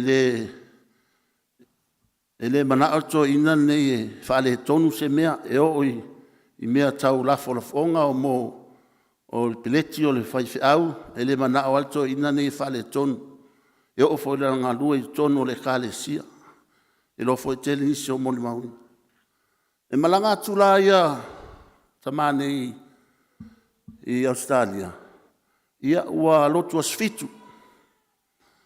Ua ngalua i lalo sunga whawhenga inga ia vilai. Ia, natua lea matalta noa, olo lea sa, i o whatula le si o tolua ia le. Atau ma si ofo le tohina, a mai sana pe lauema. Ia le ia sautala na whai ai. A ye la taimi matalta noa, i talta noa tua o ia whai mai sol. Na ia foli, kale sia leo matu, ma ia nei taimi. Whatu ia vi ia le li. Kale sia umae, tato te au ona i le atua. Ia whaamtala atu fo ia le sunga ia vilai, ia ma la talta noanga, ia mai se fo ila. Ia oro le sa matu o lotu. O le lona tolu asa. Ai sau loro to ina whai mai a. E se fo ia ula ngona i. I fo le tapu a inga lo tau iai. Ia vi ia le li. A whai ua tau sui ni ula ngona. Ia o utala ia whai le ia sa utalana. Ia aina wo o le taimi mula to i fo i mai e. Mai lo malantare ia. San. O te le whai atu ia te oi. Aiwa. O te alu atu loa. O aloa matanoa ma vilai. Ni mea ua mai fo ele li ia tia. Atu ia. Whawhitai. Ia na whapea leo na whai. Le ala sautala na whai pa wal mea ia. Talo pe le anganga o le li e. E whe musua inga. Ia lona loto fo ili mea. Lau whai loa ele li. I le ngō tau nuu mai nei, whai mele oran tala, o le ua uaru. Ai le e ni mea le motua whawhaingitai a tia, o le au laku nge mea ngi a whafo. I le kai kari kong whafo ia. I le kai a kari kong whafo, ni mea le lau whafo, ke arak whamakare. Whakuaru, ai le anganga o le e, so soangi, ia te oi. I lo tau nuu mai lai nei, i le pe atoa e le masina pe ai vili atu lo ia tia e mai o le ora ama o tai ai fai mai ata o fel me ana te mana o mateo ia tasi ale me ana mai ata o le sunga le fafianga inga ia tia ngini me la mai le ia tia o ia o lo ia te o vili atu fia ia o fai lo iai o le ale tua inga e ka le sia tatou te awonu ia ai fai tau da fiongo pa ia le atu e te le alu le langi se ingoa se kalesia. Pau wale me te alu le langi. O ana o lo talia o Yesu e ve mali in faula. Tatou lo uma Yesu. Ai a tatou talia e tatou lo. On tatou lo le. O le a fe te alu iai. Tatou te lo. Tatou te o le o le fama. Ia, fa pu la la fama talanga. Mato inei le kisi masi, mato fai tau sanga fau. Ia fia to ina, u fo i mai ni usila to alu to so olo na fale fai mai. A mato mai mato no fo ai. Ia, ai te ua rua vai aso. Ia ai to e vili atu, wa mia e le atua. O lau whaafitai le atua. E mo ia na misia le tino. Ai o le taunu unga leo le ola, o le tangata e soifua. O le ola e whaavau. O saunia mo i tātou. Tātou ainga. Tātou tangata lo lotu. Tātou tangata tātou talitonu le atu. E whaama losi. O lata le fia mai al tātou. Se moni mau atu lea, pe lava no whai atu. E le tele se moni mau e whai atu. Ae, wha moni mole sa vea. La wha umatula u moni mau. E ia lo whaanga fo il whanau. A mai alea. O na wala au atu lo le sio mātou ainga. E ile pese na tu sia le to ina. O le pese lea. O la mātou to i whaama vai atu ai ati. I suafo Yesu.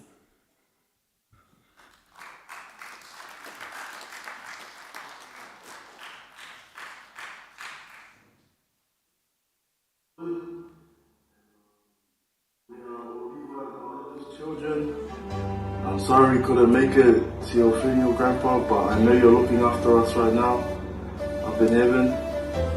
I'm just going to pass it to the youngest person to say something. Yeah, they're wonderful. Thank you, Grandpa, for everything that you've done for us here in Australia and at Samoa. Thank you for coming and visiting us in Melbourne. We miss you very much, Grandpa, and we love you so much, Grandpa. And I'll pass it to Kusal. We miss you already so much, Papa. It was quite a shock to see you leave us already right after visiting you. But definitely you're watching over us up there. Thanks for everything. Although we had such little time in Samoa, thanks for teaching us so much.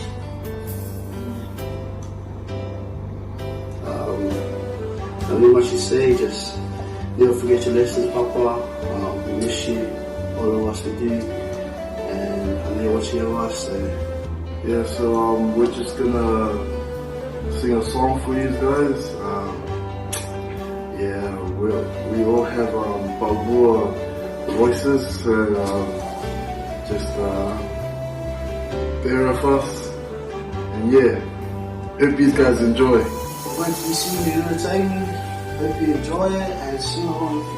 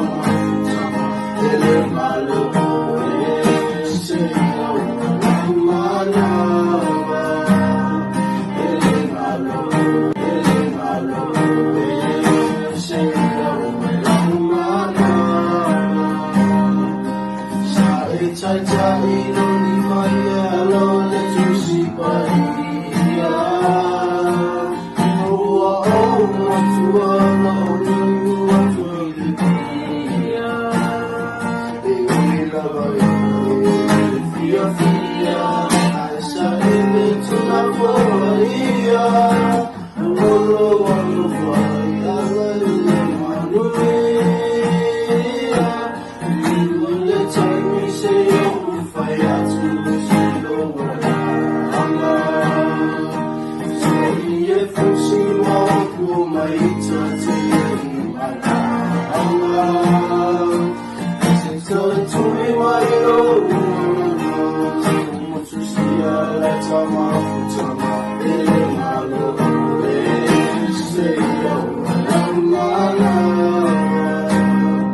Ele malo e se o malanga.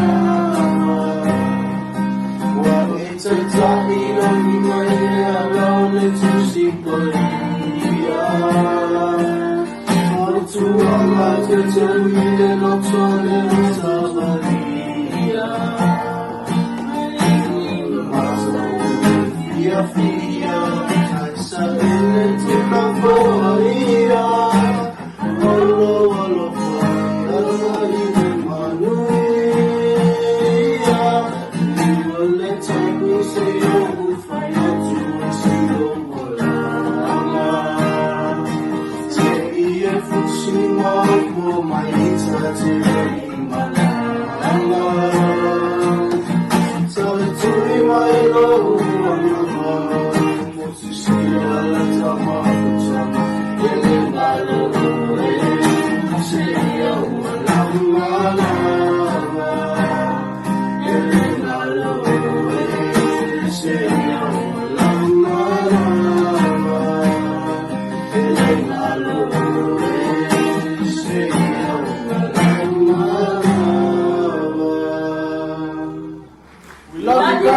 Ai whātara whātu i na sofa mana i skiwisu, i pa i o saulinga, suala sunga te saulinga, a inga, a pia uo mai mai, i e whawhai mo never no whapitoa,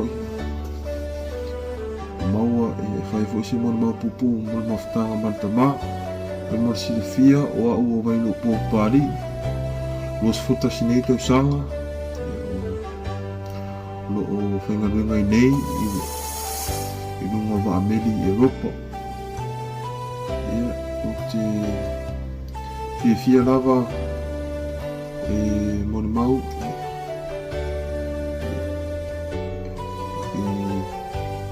e tamā. O ia se tamā inga tau sa fia. O ia se tamā tumu ni roto lofa. O ia fui se tamā tumu i tā leni ma ngava aisi esi. Ma mita e fui, ni tangata whatawa. E la via o ia, e matua a fui. Mātou mafuta e fui ni lau lang. Whautua la vai lava o ia, ma mātou rumanai. E le malo lolo le whautua. E le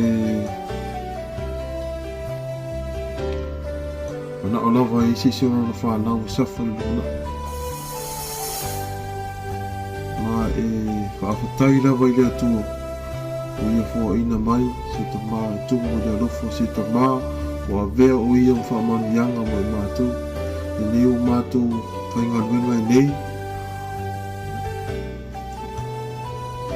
O mātou manu ia i nei. O wāna ngā luenga alofo sa whaia mo i mātou. Tāta tonu lava, e leo taimi nei wala au i lea kua le ta mā. E pita. E leo se fina ngalo sisi o fina ngalo. Tuma lele le tua, uia te wala au ina mai na au onga. Whaaftai fōi o loo wala au le tua, o loo lua pēra ta mā.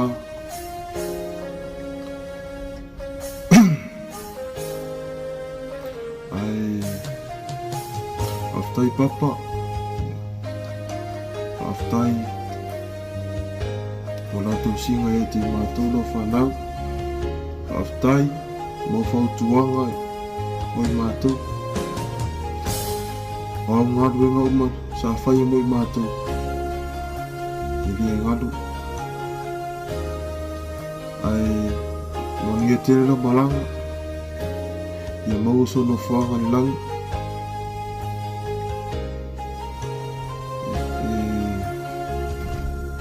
Whaingatā tere uro. O ni mafuta i fu i nā. E mai mau i wasu, e pita ia whaongai ngā tu ia pen te whailang. Mātua se mora mau pūpū. Mātua sa uninga te mā. Ia manuia ia toi sa uninga le aso. Ia auola i le rofo male anga leo le li. Soifua mai maua. E ua mali lutoa, ua mau mawai au penga o le taua. O matou mo'omo'oga ma sa afiafiga mo oe le tamā. Fia mafuta pea, ma fia fa'alogologo pea, i lou si'ufofoga malie. Ai le ngata i lea, o au fautuaga, ma au apoapoa'iga, e le mawhai o na ngano, e teu pea i o matou loto. Whawhetai mo le nā tausanga sa tātou mafuta ai. E ui ele i umi se teimi. Ai o te taritonu. It's 12 o'clock. Nei a le atua sa whai. E te lua suma i ei tātou te mafuta. Ai e te le itu ua le nei o langa.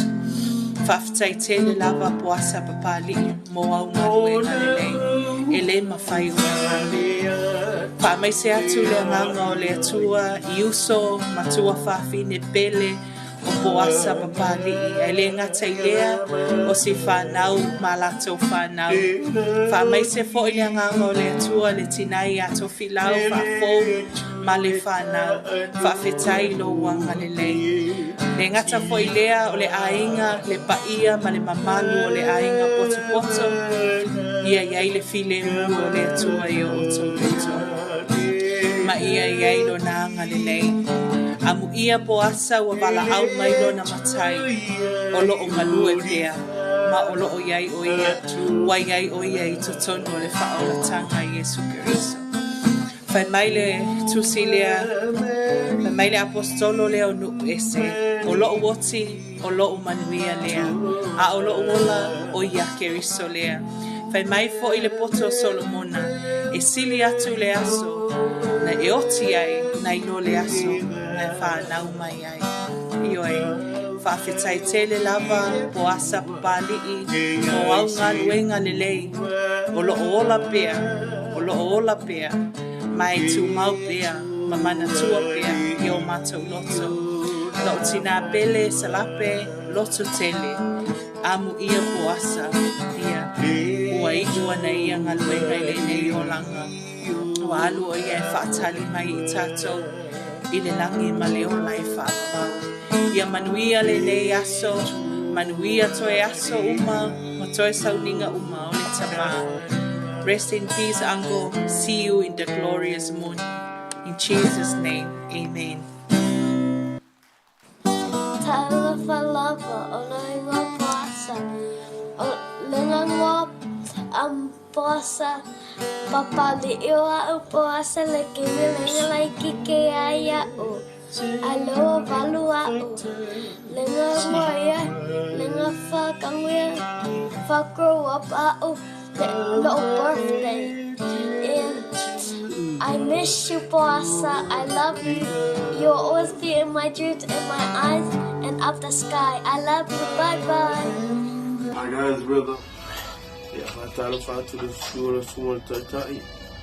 I'm finally going to play on that tour. But not to know. Ol mawina toya sol tama. Ya. Ni mana na au ona. Ti sibu ko ai plata. Ni na bona mo tole pago sila fia. Ya o sia. Ola wi ya fa na o mawafa. Sao nam lo u si lalo. Lo wa lu nei lu o va.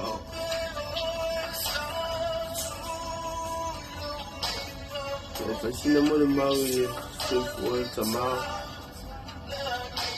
a mato mafutai o se mafutanga mafana fana mafusia ile alofa se mafutanga fo e fia chilenga luenga lile ya le tama sa ya faya mo imato se mo mau tu pea mio Iki tonu la volo matu ai. Ko ta sita ngata sa whainga lua. o le si lea fesoasoani mo le matou le afioga ia papalei se iuli po asa i le tau faufausiaina o lo matou aiga fa'aʻogaina o matou ae ma se mea fai e le matou e kalesia ma se o matou aiga te moli mau atu i le soifua o le tamā o se tagata o le atua o le tagata fo'i o le aganuu ua mau ai nei atu nu'u e vilivili mai lava le tamā masi mai a'o le mea o lo fa'apea ona o lofo i nui ma ua lava fo'i le mafanafana faufautua mai le tamā lea ua sola le tamā le ua fua mai au galuega lelei sa fai mo matou a mai le galo oi ngalo ea o ea afea manuia le sunga le taitai maua le mafanafana i paia o tatou aiga a o wola i le alofa ma le agalelei o le alii ma fa'aga vakugeivio i pasio le mea o lo fa'apeana au mau ai ma galue ai manuia lo malaga tamā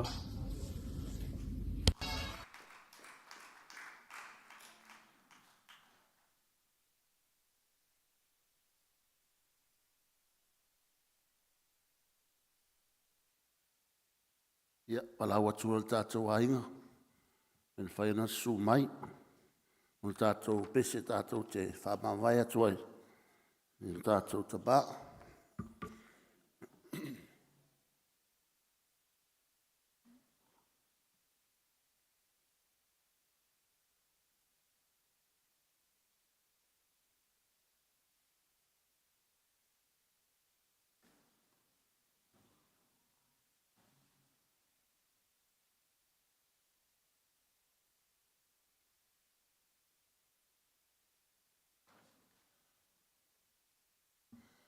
Ole silfia le tātou.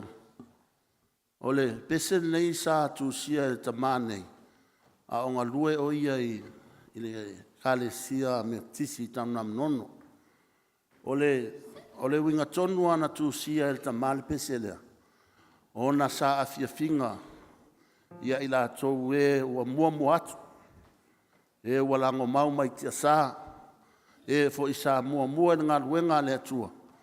Ia ole ala tonu ana na fatua i le to ina le peselea. O ona sa afia finga. O ila tau wa mua atu. Le fo la mato to i pese atu le afia finne. Ta ile ason le. Ia wa lava sa afia finga mo le mato tama.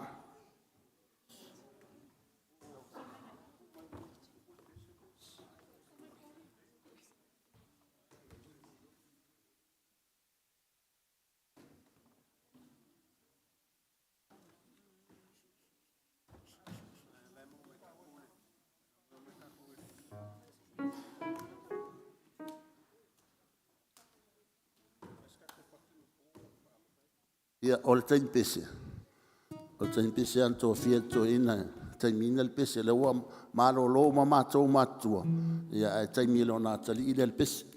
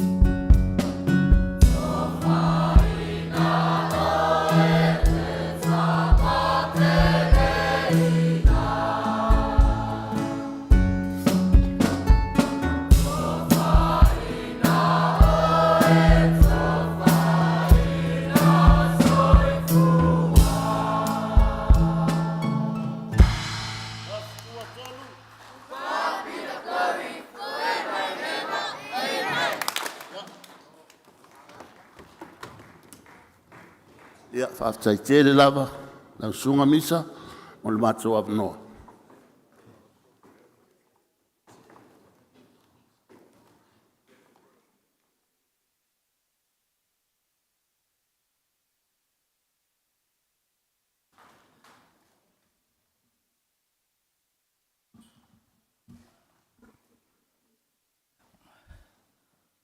So ave spati e via le atua le nei aso.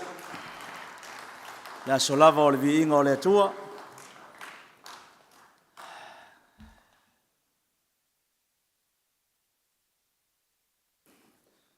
Tulai ma le anganga whaaloalo. E si fore loto e tumu le mawalalo le nei vaenga o le pai o le sauninga.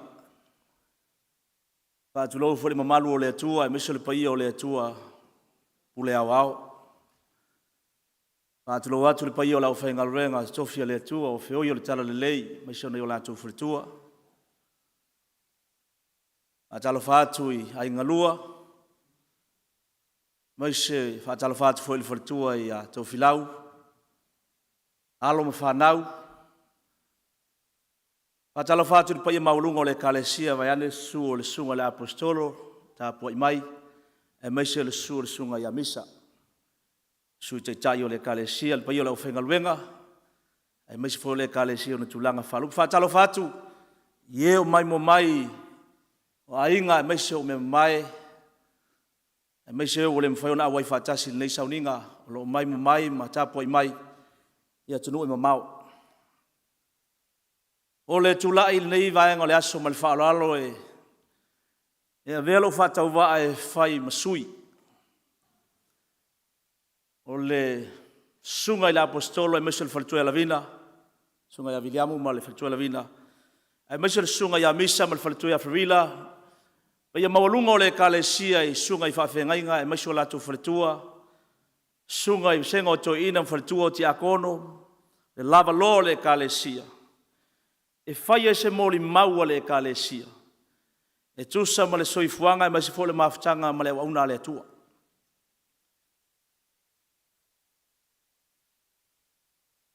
Au tala noa e whapea le amatanga o le tala. O te le toi fia tala I tu atu o le o langa tu ai. Au te fia tala noa I le swinga. Whawhena sui e le atua le au auna lea. How God changed this servant. Whai matau pai lingua kulanga o lai mai mo maina I alo mo whanau I whafo le fwina I whanau I e tau le mamalama te le tātonga ngana. Whenga sui e le atua.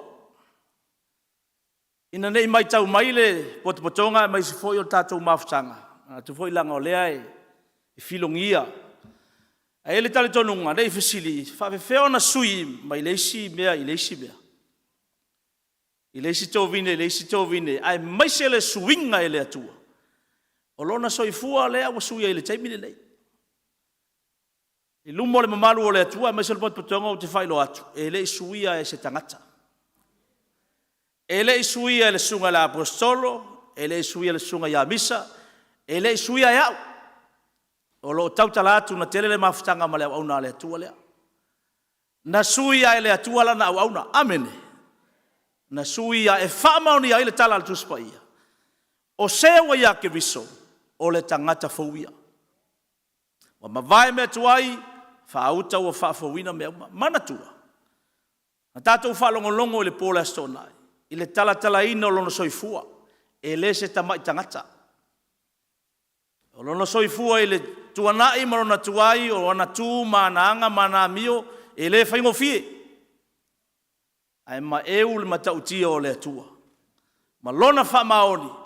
O papali ina salamoa ia ma wha mawalalo I le atua. Na ia maua le wha o la tanga.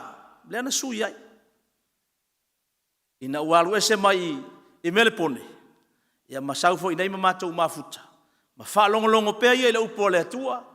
Ma nau I le wha unga le anganga pa ia. Ma fia e tāpua I le atua. O na sui mai le atua. E wha maoni ia fole tala I e sui a Niko Temo. A le toe wha nau le tangata. O le suinga lana, le umafuai o na alu whaapela na whainga malanga, e alu ma le fia. Amene. e le masalosalo o tātou loto, o lawa ia a o le tu. Ai ono le kalesia whaisto tele, o le mafuanga o lo tūlai, ono le kalesia, e whaatino i lalo mo mafutanga e whaitua inu. O mātoulai moa moa, o inale sa mafutaisunga ia pali, o le kalesia lai whaimeta o saos, i e whaisi tele, mena e taule iloa i e listangata. A mātoule sa mātou mafuta ma le sunga ia pali, ina utai moa moa, le alana moli mawinai, le te leo le suinga se ia o maila wale taimine o wala au le tua. Moni ma wha maoni, o te manatua le launga le na whatu le pōle so, to anai o tātou mafuta i, e se le fia o le atua, i le oti o na tangata mi o atua.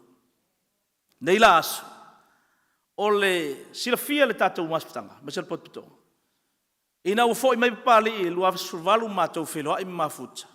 O le lua afe lua sifulu, sa whao ua iloa i la tofinga ti akono. E o na ngā lulue mai lava le i ngā luenga ti akono. O le tofinga muri ala lea na tu e whae elo na tu e ina ananafi. Na o le pauale o si o mātou tu e ina whaopopofo i le au whainga luenga i moa. E o mwhoi lana mātou tanoma le au whainga luenga i a whaasino fo i le tu e lana fisosoani mai. O le sunga ia pali, o le la whae elo na tu e ina.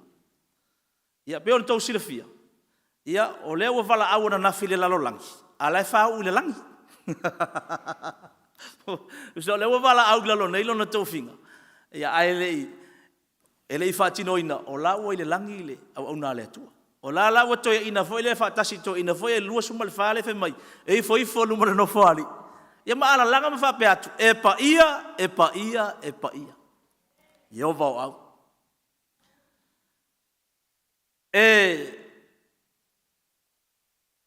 Memo mua e winga i le soifua le ona lea. O te whaingoa ina e whapea.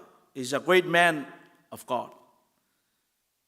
O se tangata matautia o le atua, o le atali o le atua. Na mafua mai, na waia filifili mo le li. Le mumuri ane mta upa suma lua whameltara tuspoia na ilatu na talia o ia. E le o le iloa. Talia o ia, na watu ele manuia e ta ua ilatu ua whanau o le atua. Lona lua. O te tāua pali is a faithful servant of God. O te māloa lea po lea auna lea, o se au auna wha maoni a lea tua. O i tonu e tau nua le tala Yesu, malana whetalaina. A muia lea au auna. E sau ale wala au alona matai pe, wala au mai pe a mia o ia. O lai whaia. O le wa a mia e lea tua, ale whetalaina Yesu, welcome, good and faithful servant. E wha maoni mea uma, le unanga i le kalesia tele nei. O le unanga fo le mafutanga i momoa. E wha maoni pali. He is such a faithful servant. E rara mo urufale atu. Whai malitu whanga pale lunga. Ia, wawa vaila le mana ia. E li ma pale. Pale pupula, pale le pala, pale o le ola. Iyo e. O le pale, e wha pefe mai e le, o le pale o le ami o tonu. O pale ia laua, e lope lua pe konu ngai pala o le ko inga wai ai. O se tai e loa ngā wai, isi fo i tai. O se au na i loa ngā wai, he is a submissive servant to those in leadership. E ui lava ina o mātou fo i laiti, a o bali e matua vala mātou sanga ma le au na le tu. Ai o te whape atu ma le loto maulalo le whaafonga le anganga o le li. E ui lona silafia e te le. Lona mala malama le soifuanga ma le olanga ma le ao o ina. E le ngata oi o le whaia onga. O ia foi sa whale luina le ngangana ma le vaonga ngana. Whai pulu o le palemene. E ui lona ata mai ma lona silafia. E le si i se tala pas whamatalanga i le mena mātou mafutai. E se le awa i ona taita. La ngona ia le fia le loto ma le whaaftai leli. What a submissive servant. O stangata e maulalo le loto. E le isfa matalanga a mele mātou hoi maftanga ina uta a me wa si isfa matalanga ia pe a afo ele tui la ufai ngaluenga. Ele ai. He's a servant with all humility. O stangata loto mawalalo. A fonga fol mātou maftanga ina uta me sifule kalesia. Ele ai ma se winga pali e whaelia ngā uka a mea o stangata e maualunga le loto. Pe whaelia so nā ta mai po so nei loa. Se vai ane le pa i o le sauninga. Ele ai. E no whanofo ato inga malana ata ata. A wafo i tonu uma e whaatino. E nā no whanofoa. A mai fo so na manatu. E pi iama uma, e pi iama ile tele o mea fo i mātou te tala no ai. A whatai le loto o lea, o no tali tonu o se whamunu yanga mo tātou uma. He's such a loving person.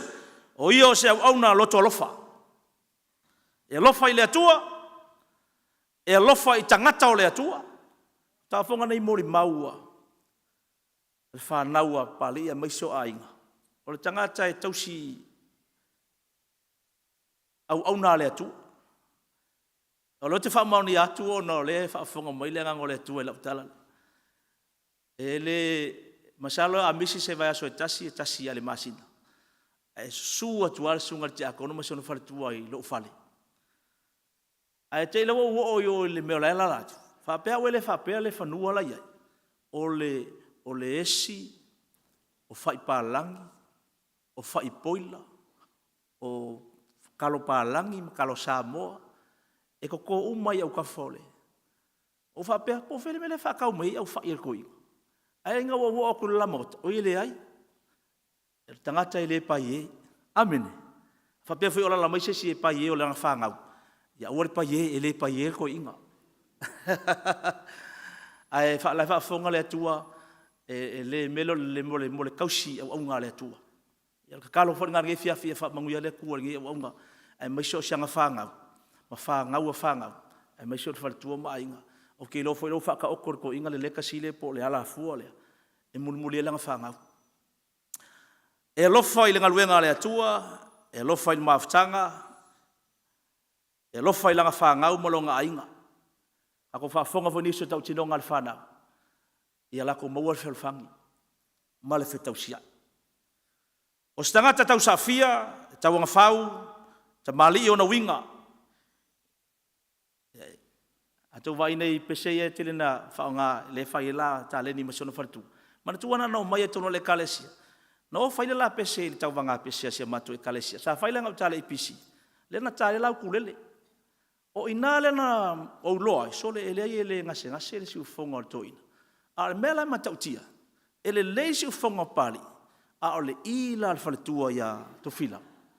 Ele aila e maua lunga la le whaasala o fa pe ala ile lopo ile nga se ai la ia nga se ki ai pale i ile le i fa mo moinga me la nga sa ku me fongo ale la va ku ya fa fta ya vi ia le ri ya e talelia ya wo man fa ilo mo to vai e fu taimi e a opese na te tu fa ta sia pese on la fa pe atu lo se tawa lungole mori mau le ya sole kalesia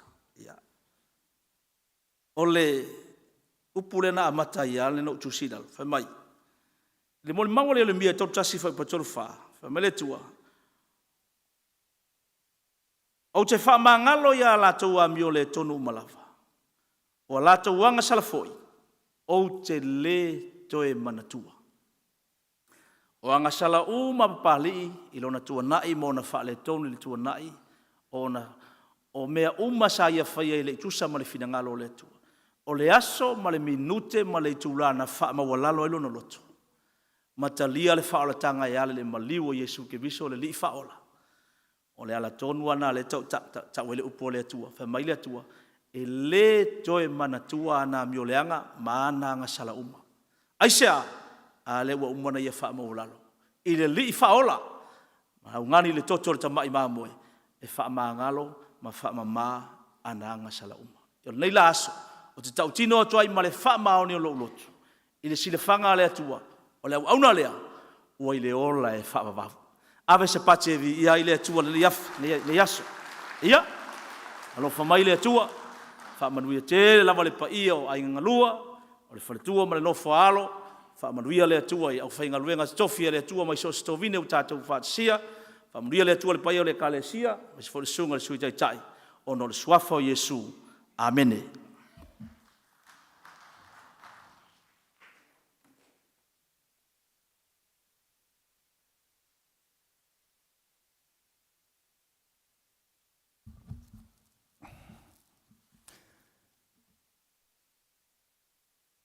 ia le li.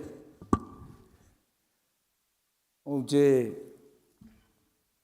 manantu wa umo na whawhelo ia tule pa ia o le sauninga i li tai o le sauninga. Te John foi wa mamalu le sauninga le nei o to e sauninga o le o na le antua ono o luto a fio mai. O Sicilia. E leo se mea tau matere le sauninga le nei. O lono tono toi ai ma le antua i te tono le fale le nei. Tanto mamalama ia fionga le antua. Mai o se mea ia se tōrua. O se tōtoru. E i whaatasi mai.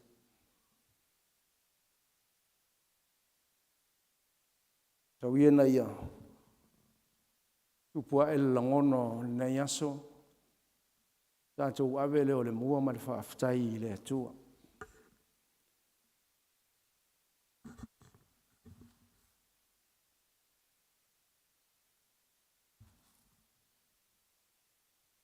E tau mante la wale longona nei teimi le whaalongolongo e au tō mo ni mau. Whaafutai fo i mo ni mau o tātou ainga. Whalitua i aso sana. Nau tō whaafonga o le whalitua o le teite whono o le kale sia o le whakasā.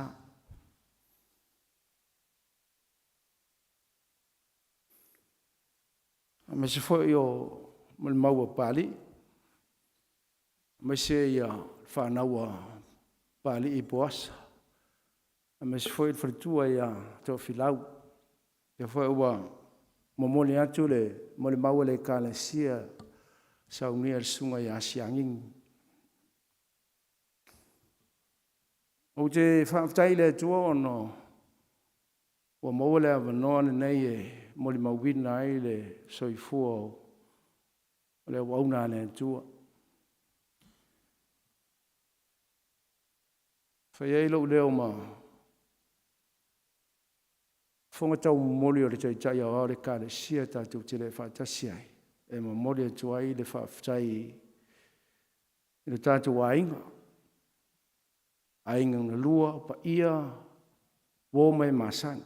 E le mwhai na whangalo ina, tu te tele, leo whainga wenga pa ia le atua. Le moli mawantu, le tātou te whaatasi, i toi sauninga o le wauna le atua. E lawana ta ua e siangi. O pali, le amatangol tau sanga nei tau whai o Januari. Tō la wapi ai tai o le kale sia i vaitele, ma wha mau nia ailo na tofi o le toi ina o le kale sia. Ao le upu wha malo si au no tala noa i e le wha unga nafi i la tōna whau.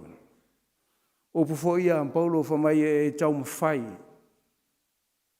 Ia vea oe ma le fia mai ai le atua. O le whainga luenga e le aise mea e mai. Nā te vai tonuina le upu moni. E fia lo le atua le tangata. O aila se sina te toi whaarua ina tō whinga. O wha maunia e le atua, le tofio o pali. E ulabala e whai le whai unga ma le tō whinga e le whaia le whapaianga, le whata a whaatilo nafi. Ar tala fo ele altu spai, o lau ioe a, o lau ioe na. Me lea to filau, ma le tātou wa inga, ma le pa ia o le kāne sia.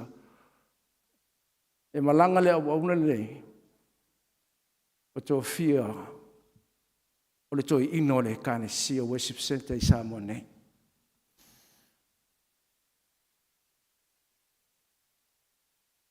O te whaafutai atu.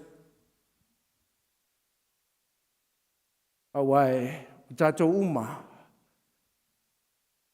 na ia o tātou amatanga.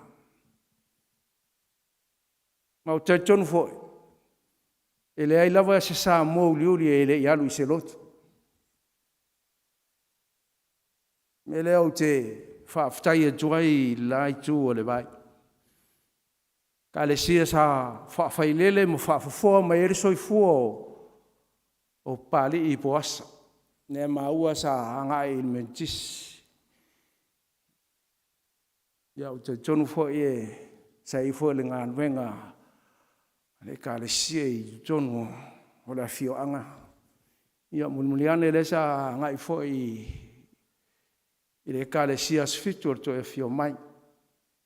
Na le wafai umai le worship center. Na manatu lea. Ele Ele o se ngā nuenga le worship center. Le tātou ngā nuenga whai whātasi rena. Au ana whawhena mātou mō nei, pā ngai mai mun mai pāli i.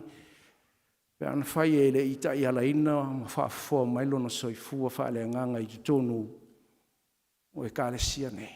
Melea. Na melea veise pati i le tua ono lana tala le lei.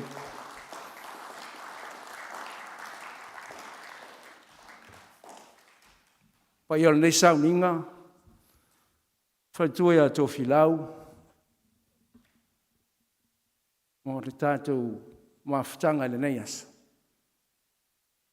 E sa o ala, o pali, o le maa moe a Yesu.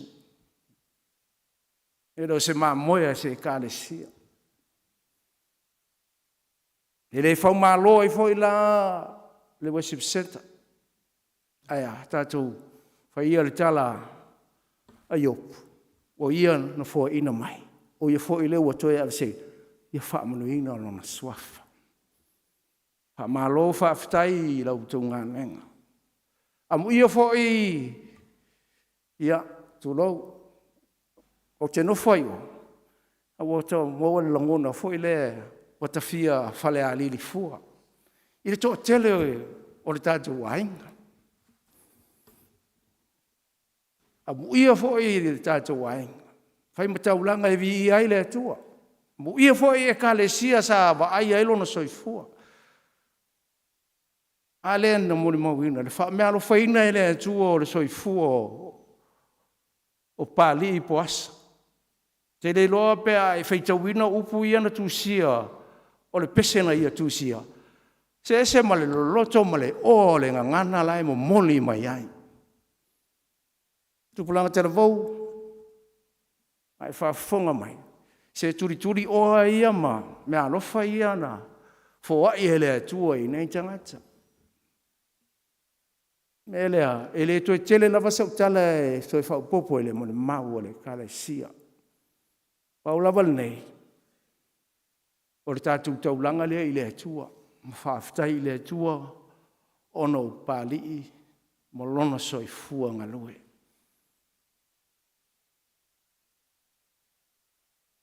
Ana ofisili atu i le vaianga de sa whaia le sauninga whale ainga. Mai le sauninga whale ainga i lastone. Whamai, ka se umi o nea. Merea.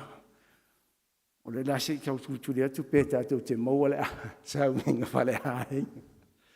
Wala watu, tātou tura. Wala watu tātou whipesi.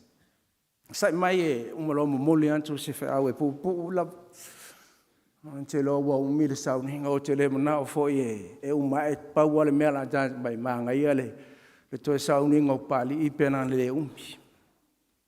Amen.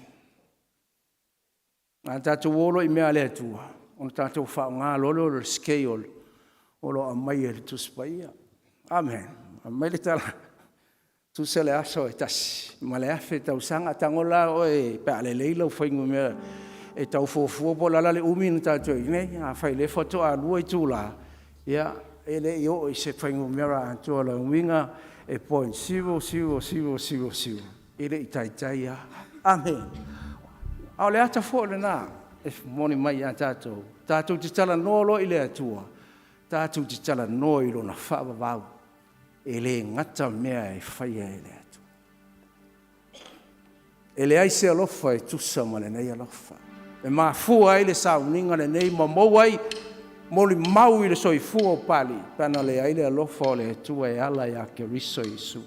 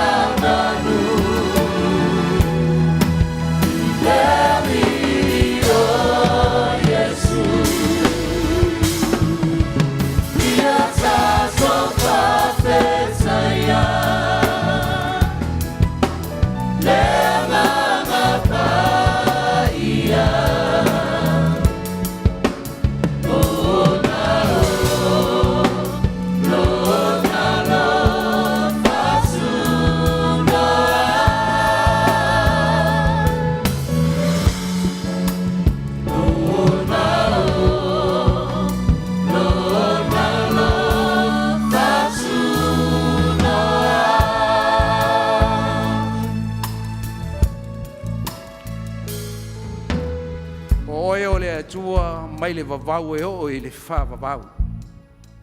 E soi fua pe lava oe, le ona le mana ma le sili sili ese ma le pule ao ao, e o lava i le soi fua ma le ona, e te pule ai.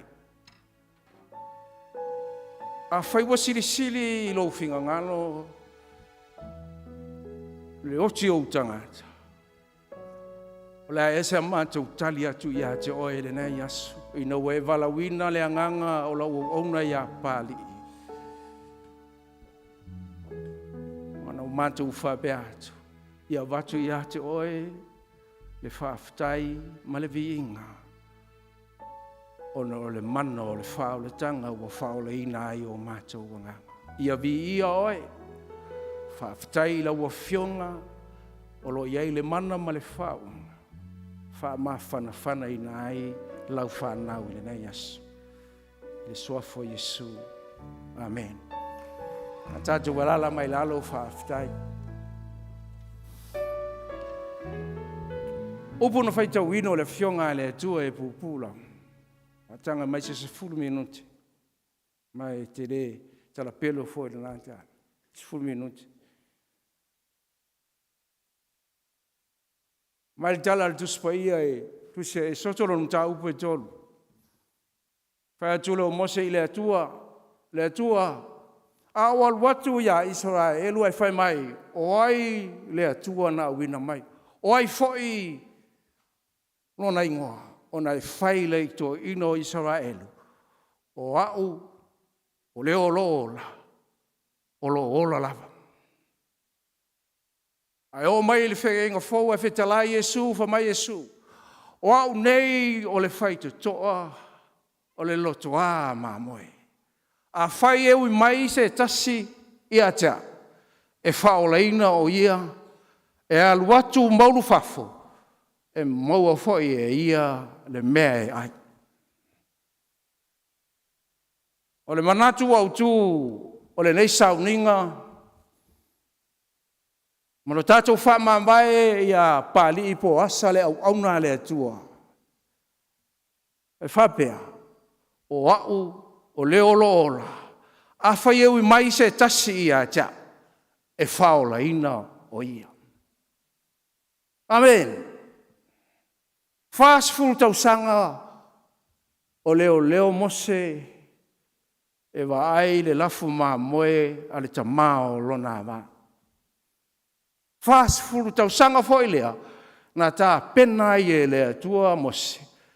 E sa uni e alu e tai mai lona nuu mai te tonu o i kupito.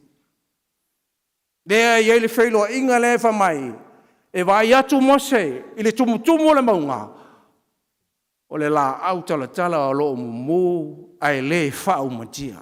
Amen.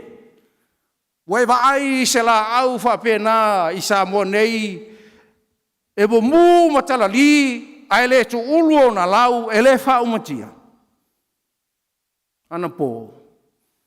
Mātou te tu ua tu lo le mātou sauninga. Mātou te awhi lo le mātou awala. E awhi tu lo te awa le fui mu e lua e anga i atu le mātou awala. Tawa rope. Whata ma ia umo le whale stasi ainga e mtoi titia mātou whaafsanga. Ale o ua se stasi o mātou stasi o whaafenga inga i nā le mātou bitonu. Le aima se bea ai uma le awhi torau. La famai vai atu mose le whao mtia. Le atala nā e tau mai ai e le tua. Ai ai lona mana. I le aise mea e whao mtia. I lona mana nena. Mai o so atu e vai po lala wingo le mea wana i loa. Ai vai atu loa. Ai loa atu famai o le a ngelua le atua. Le potong mai janto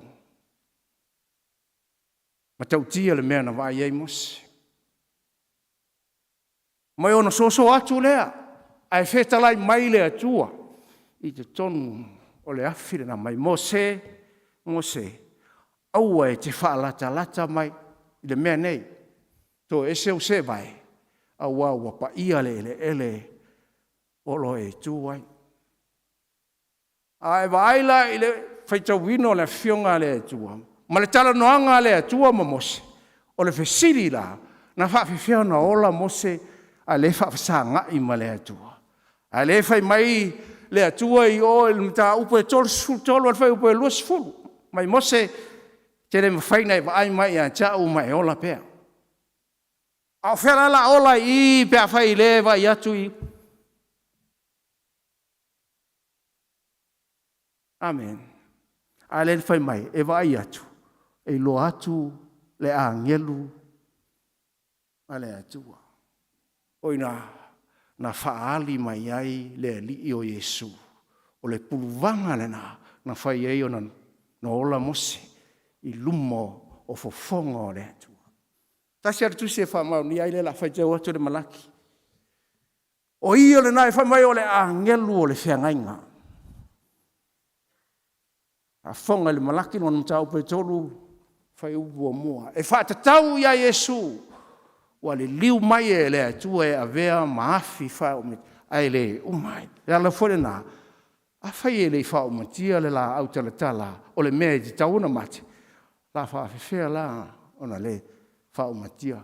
Ona sai e le tanganta na tuai. Whaafonga le. Malaki no tau pe tolu whai mua. Whautau o tui na atu. Le sua vai wa sauni foi i o luma. E le whafua sei foi o no o mai. Se te Rona malu le larangi. Se te whasaoa e lo sua vai o le sa vali. Se te whai jau mai le wha Britania le messenger. Ko rio se te whai tau sao mai. Wa ngai sua vai lau tusin to e sui da. O te tui na atu lau sua vai. O sua vai po le sa vali. O le sa vali o vai le wha Britania o le messenger. Whaauta o te tui na atu lau sua vai. O te sauni Kali, ko rio wha mole e lo sua vai whai tau o le, vai fo le upo le messenger. Wha mai o te tui na atu lau sa vali. O sauni foi i o luma, e whafua se foi o na o mai i lo malu o le alii. O le o sa idia i a te utou, o le angelu lava lea o le whiangainga. O le angelu o le whiangainga. O le o tui na atu whauta, e a fua lava i a te ia, ua whetalai mai ai ova o au. O le waloanga le nao whaatitau i le lio Yesu. Ia ele leifo i e te ala mai ai. Ha me ua tua wang na o lo mawama mai tau tuli moe mai whapea. Wala vai ngā kaku malo lo. Te ofo i lo le.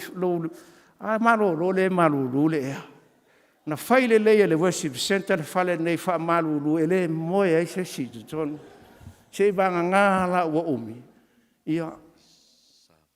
Ha le ue whaafonga mai. Wha mai au te tu atu le sa vali. Na whaatau ia Yesu upuna lea na whai mai ai o i le soto e tolu. O le a ngelua le li. O i o le ave wheau. O le li o Yesu e whaatau iai. Nā laina le oti mosi. Nā whai mai le atua so stangata vai mai ia tau. E le ola. Ai na ola mosi. O na alu lole a mailo na nu. Ia wai mamlama i le tala. Ai o wala le whengi fōu. Ai whamai lolo Yesu. Whai la o Yesu lea na aliali mai te tono le afi. Na whaasau i nai mosi. Whai tola lea na watu wai. Ma so atu iai. Ma vai atu ai whamai lea tua. Walava na mosi. Whamatala tu loa e le tua mai le tua o whaalongo i le oiolo sa wia na anu. Nena whai mai loa. O ai la lo wingoa pe a whisiri mai tō ino i sa mai. Whai e o au o le olo ola. Olo ola la. E fio mai e sui i le whaingi o fau. E wha lau mai e Yesu e ala i le tusia Ioane lena whai tau wina. Ma te tonu whai o tu singa le vang lia nei. E wha fitu ana tawe Yesu le upulea. I am. Oa. Oa. E Yesu au o le a reto ola. Ma Yesu o au o le malama ola. Ma Yesu o au o le whaitu toa. A ui e tuai se tasi. E whaola ina o ia. Ma Yesu o au o le leo ma moe le lei. Ma ua whaola ina atu e le leo ma moe lona ola. Ea e sui ai. Ana ma moe. Ma Yesu o au o le toe tu ma le ola. O tangata ola umai whatua tua mai ia tia. E ui lawa inoti. E ola e pei o pari i leo waluatu iai. Amen. A o e le te nofo mai, mai soe fua mai manawa. Sa uni e te ui e tuai. Sa uni tātou te o ai le whai. So a lea. Ko fia ri ia. Ha uru. Kono. O au. Ole vine moni. O la uma e pipi mai ia tia. E fua te le mai. a pipi o tātou whātuatua i le li o Iesu. E fua mai o tātou whātuatua. I lea, a tātou whioti, o na tātou tau loto lore le more maua le apa mai, o lo wola, ua ea ke viso. O lo woti, o lo manuia, o upo le tangata ua mauti noa lo na whātuatua, e pipi i le vine nea. O lo ola pea.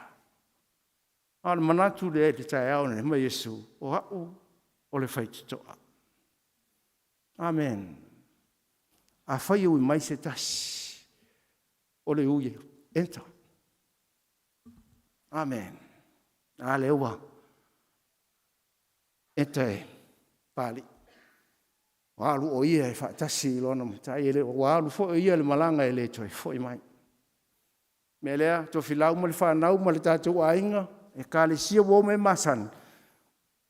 Wa entara, le pāli i lo nai. E mai Yesu, a whaiu mai se tasi. E whaola ina o ia. He or she will be saved. Mai a, e al watu fōi, maulu fafu. E le toi fōi mai le whai te toa lea. E al watu a, man watu ai. Whera wa uro tuai. E uru fafu. Wal watu man nei lau lang. A lena muni mau e to filau. Whapa u mai a, e lona tau au. Ma wha to wha mai. To wha to filau. O le au. Me Yesu, e le ngata uru fafu. E maua e ia, ne mea e ai. E whaatali mai e, le langi. Whai ele ainga le tamai māmai. Melea. Se le alu vale lu tātou wola whātua. Amen. Se le alu vale au nganuenga e whai. Aia. Ai tau te tala mai aso whāpenei. Ai le whaoleina i nganuenga. Ai whaoleina i le li o Yesu. Melea. Ko i ole nei sauni. O umo mana tātou la. Yesu. Wa o le whaitito. A whai ui mai se tasia, tia o e whaoleina o ia. E u whafo manuantu mamaua e ia. Nā me ai. Ai, whaitau atu i oi. I whaalinga fo ia mai loa e. Whaatitau le kāle sia te tasi. Whai mai o le manu mā loa. Ta sua whaatasi lona lao ai. Whai o ia mo poutu i le monto le. Mere nei aso. Whaftai mau tō ngoni mau. Tātou ainga, whaftai mo resoi fua o pāli. Whaftai mo na ngānuenga le lei, tō whilau, ma le whanau o pāli. Whai mo tau langa e vi ia i le atua. Ma mana tua ai, ana ngānuenga le lei, ta iala i nai lo tātou saifua.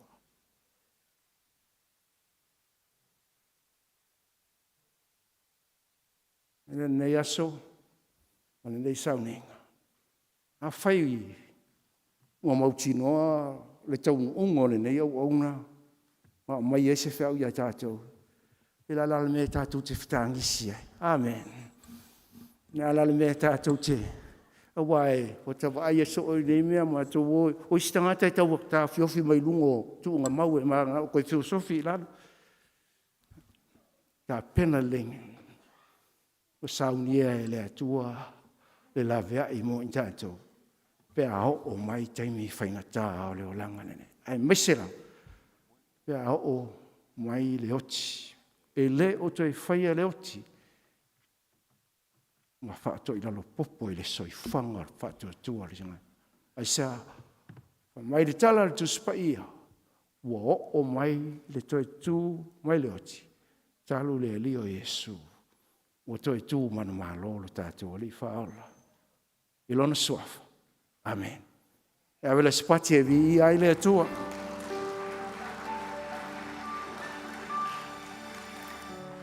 Pe lava o na moni mawina le tele o tāleni a sunga le toina.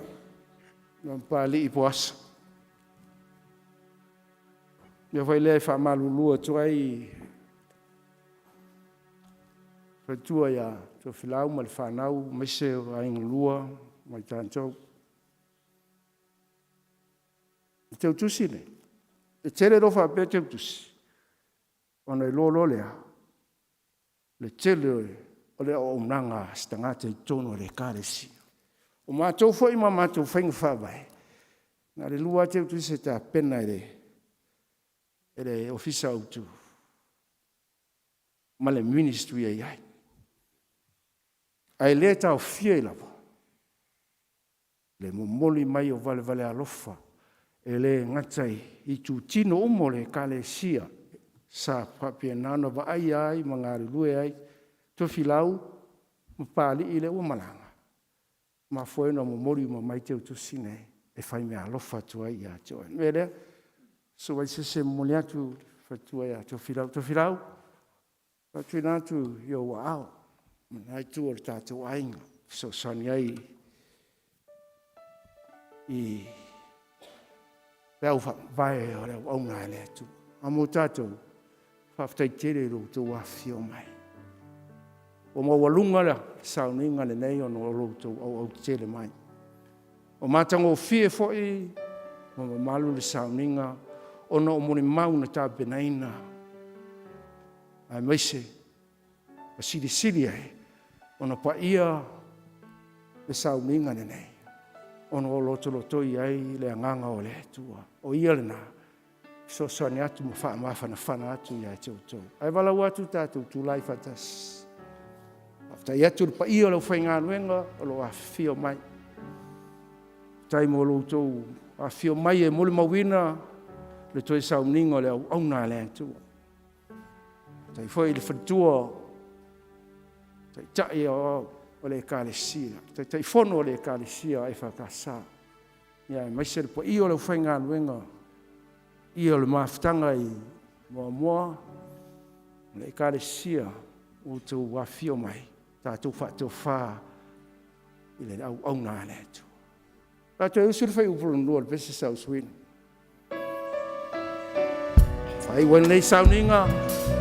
Tātou wanga i atu e moli atu le sao. Wau nā le tua le sunga le pāli i poasa. Meo la ta otu ai. Via avea au nei mo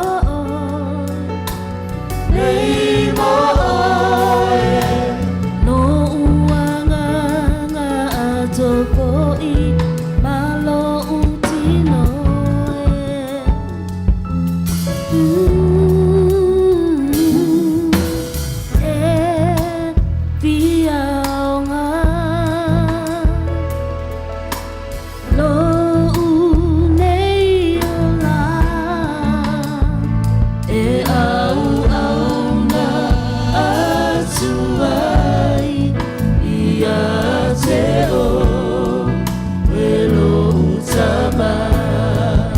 Ia le vinga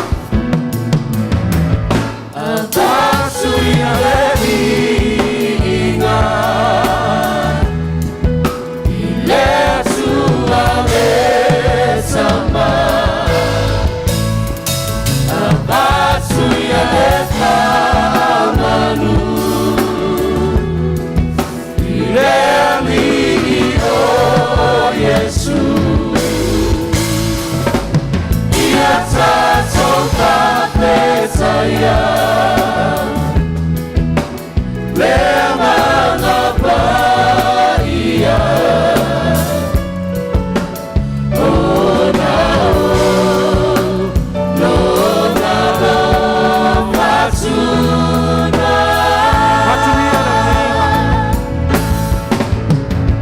abasu ya levinga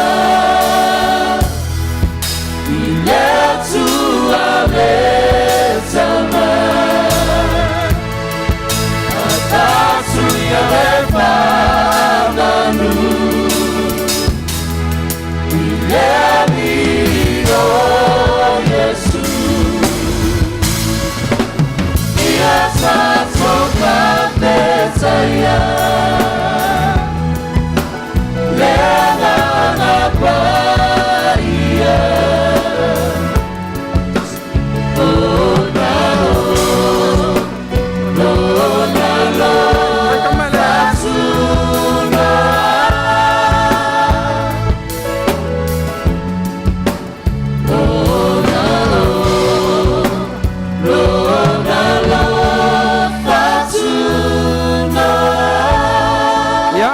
le toi tu fa tasia yo wa ve se tau langa pate ia ma fa ftai ai le tua. Fa ftai le tua. Ono le fa o tanga e ala ya ke riso Yesu. Ua fai lea mo mato umita mitanga. Ua fai fo i lea ma mea mātou te toa i ai. O le papa lea mātou te suru fai atu i ai. I aso wha pēnei. I le o te avea le oti ma le mutaanga. O le ola na e fo ina mai. Mai lava i le aso. Na e mā nawa i na haile atua. I ponga isu. Ma ola ai hoasa. Le lava na muli mawina. Le ua matou wha mā vai. A wao le whaitu toa lea. Wa ulu fale atu ai o ia. I le manuia ma le ola e whawawau. Whaaftai i lau wha mawhanwhananga. Whaaftai i lau wha unga i le sauninga ne nei. Mātou te le whaoa se iota e tasi. A olu la e lea. O le whaaftai ma le vi inga i a te oe. A wā o oe. Wa tele le walofa e muti vale lo walofa. E whaali mai fo i lo walofa. O lo walofa le mātou te suru atu iai. E maua iai mātou le māpusanga ma le māwhanwhana. Ono aso whapēnei. O lava i pōpua ngā. E o e le vale o le olanga ma le oti ma le matui tui. O le ti ngā o le oti. Yesu, ua e avesea le tui le nā, le tuga mau, ua le toi maua sou manu mālo i le ola whātua tua i a toi. Whamanuia mai le mātou wanga i a tuirungo le ala, i a sausawina i mātou i lo mana ma le toto le tamai mā moe. O le na whetalai mai i a te mātou, so se tasila vai ui atu, i le whaitu toa lea, e whaola ina o ia, e whaawau ai pēa le malanga le nā, mauru whawhatu, i le manuia e whawawa. Whamanuia mai i waenga o toa nei sauninga, e ala ia ke riso Yesu. Amen. Amen. Nā tātou wanga ia toa e muli atu, na wauna le tua, whanga la tau toai, ma wha mai ai upo nei sauning, vi ia lele.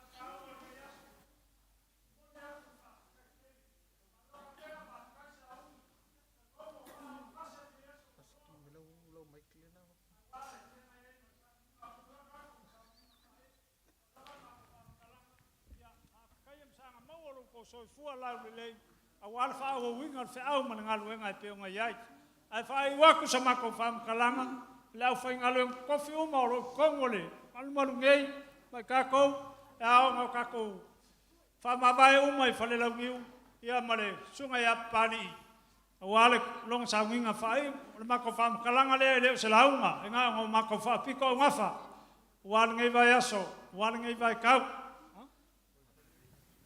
Ia ma wha au mai a kako whamkarang.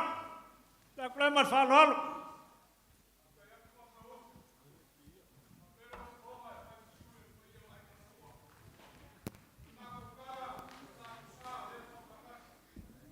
Mako karikongunga ave le kualonga vi inga se ia mai upu. Au le kako whamkaranga ma le nganga wha lalo. Ia au mangulu nge yaso. Onga Yesu. Amengi.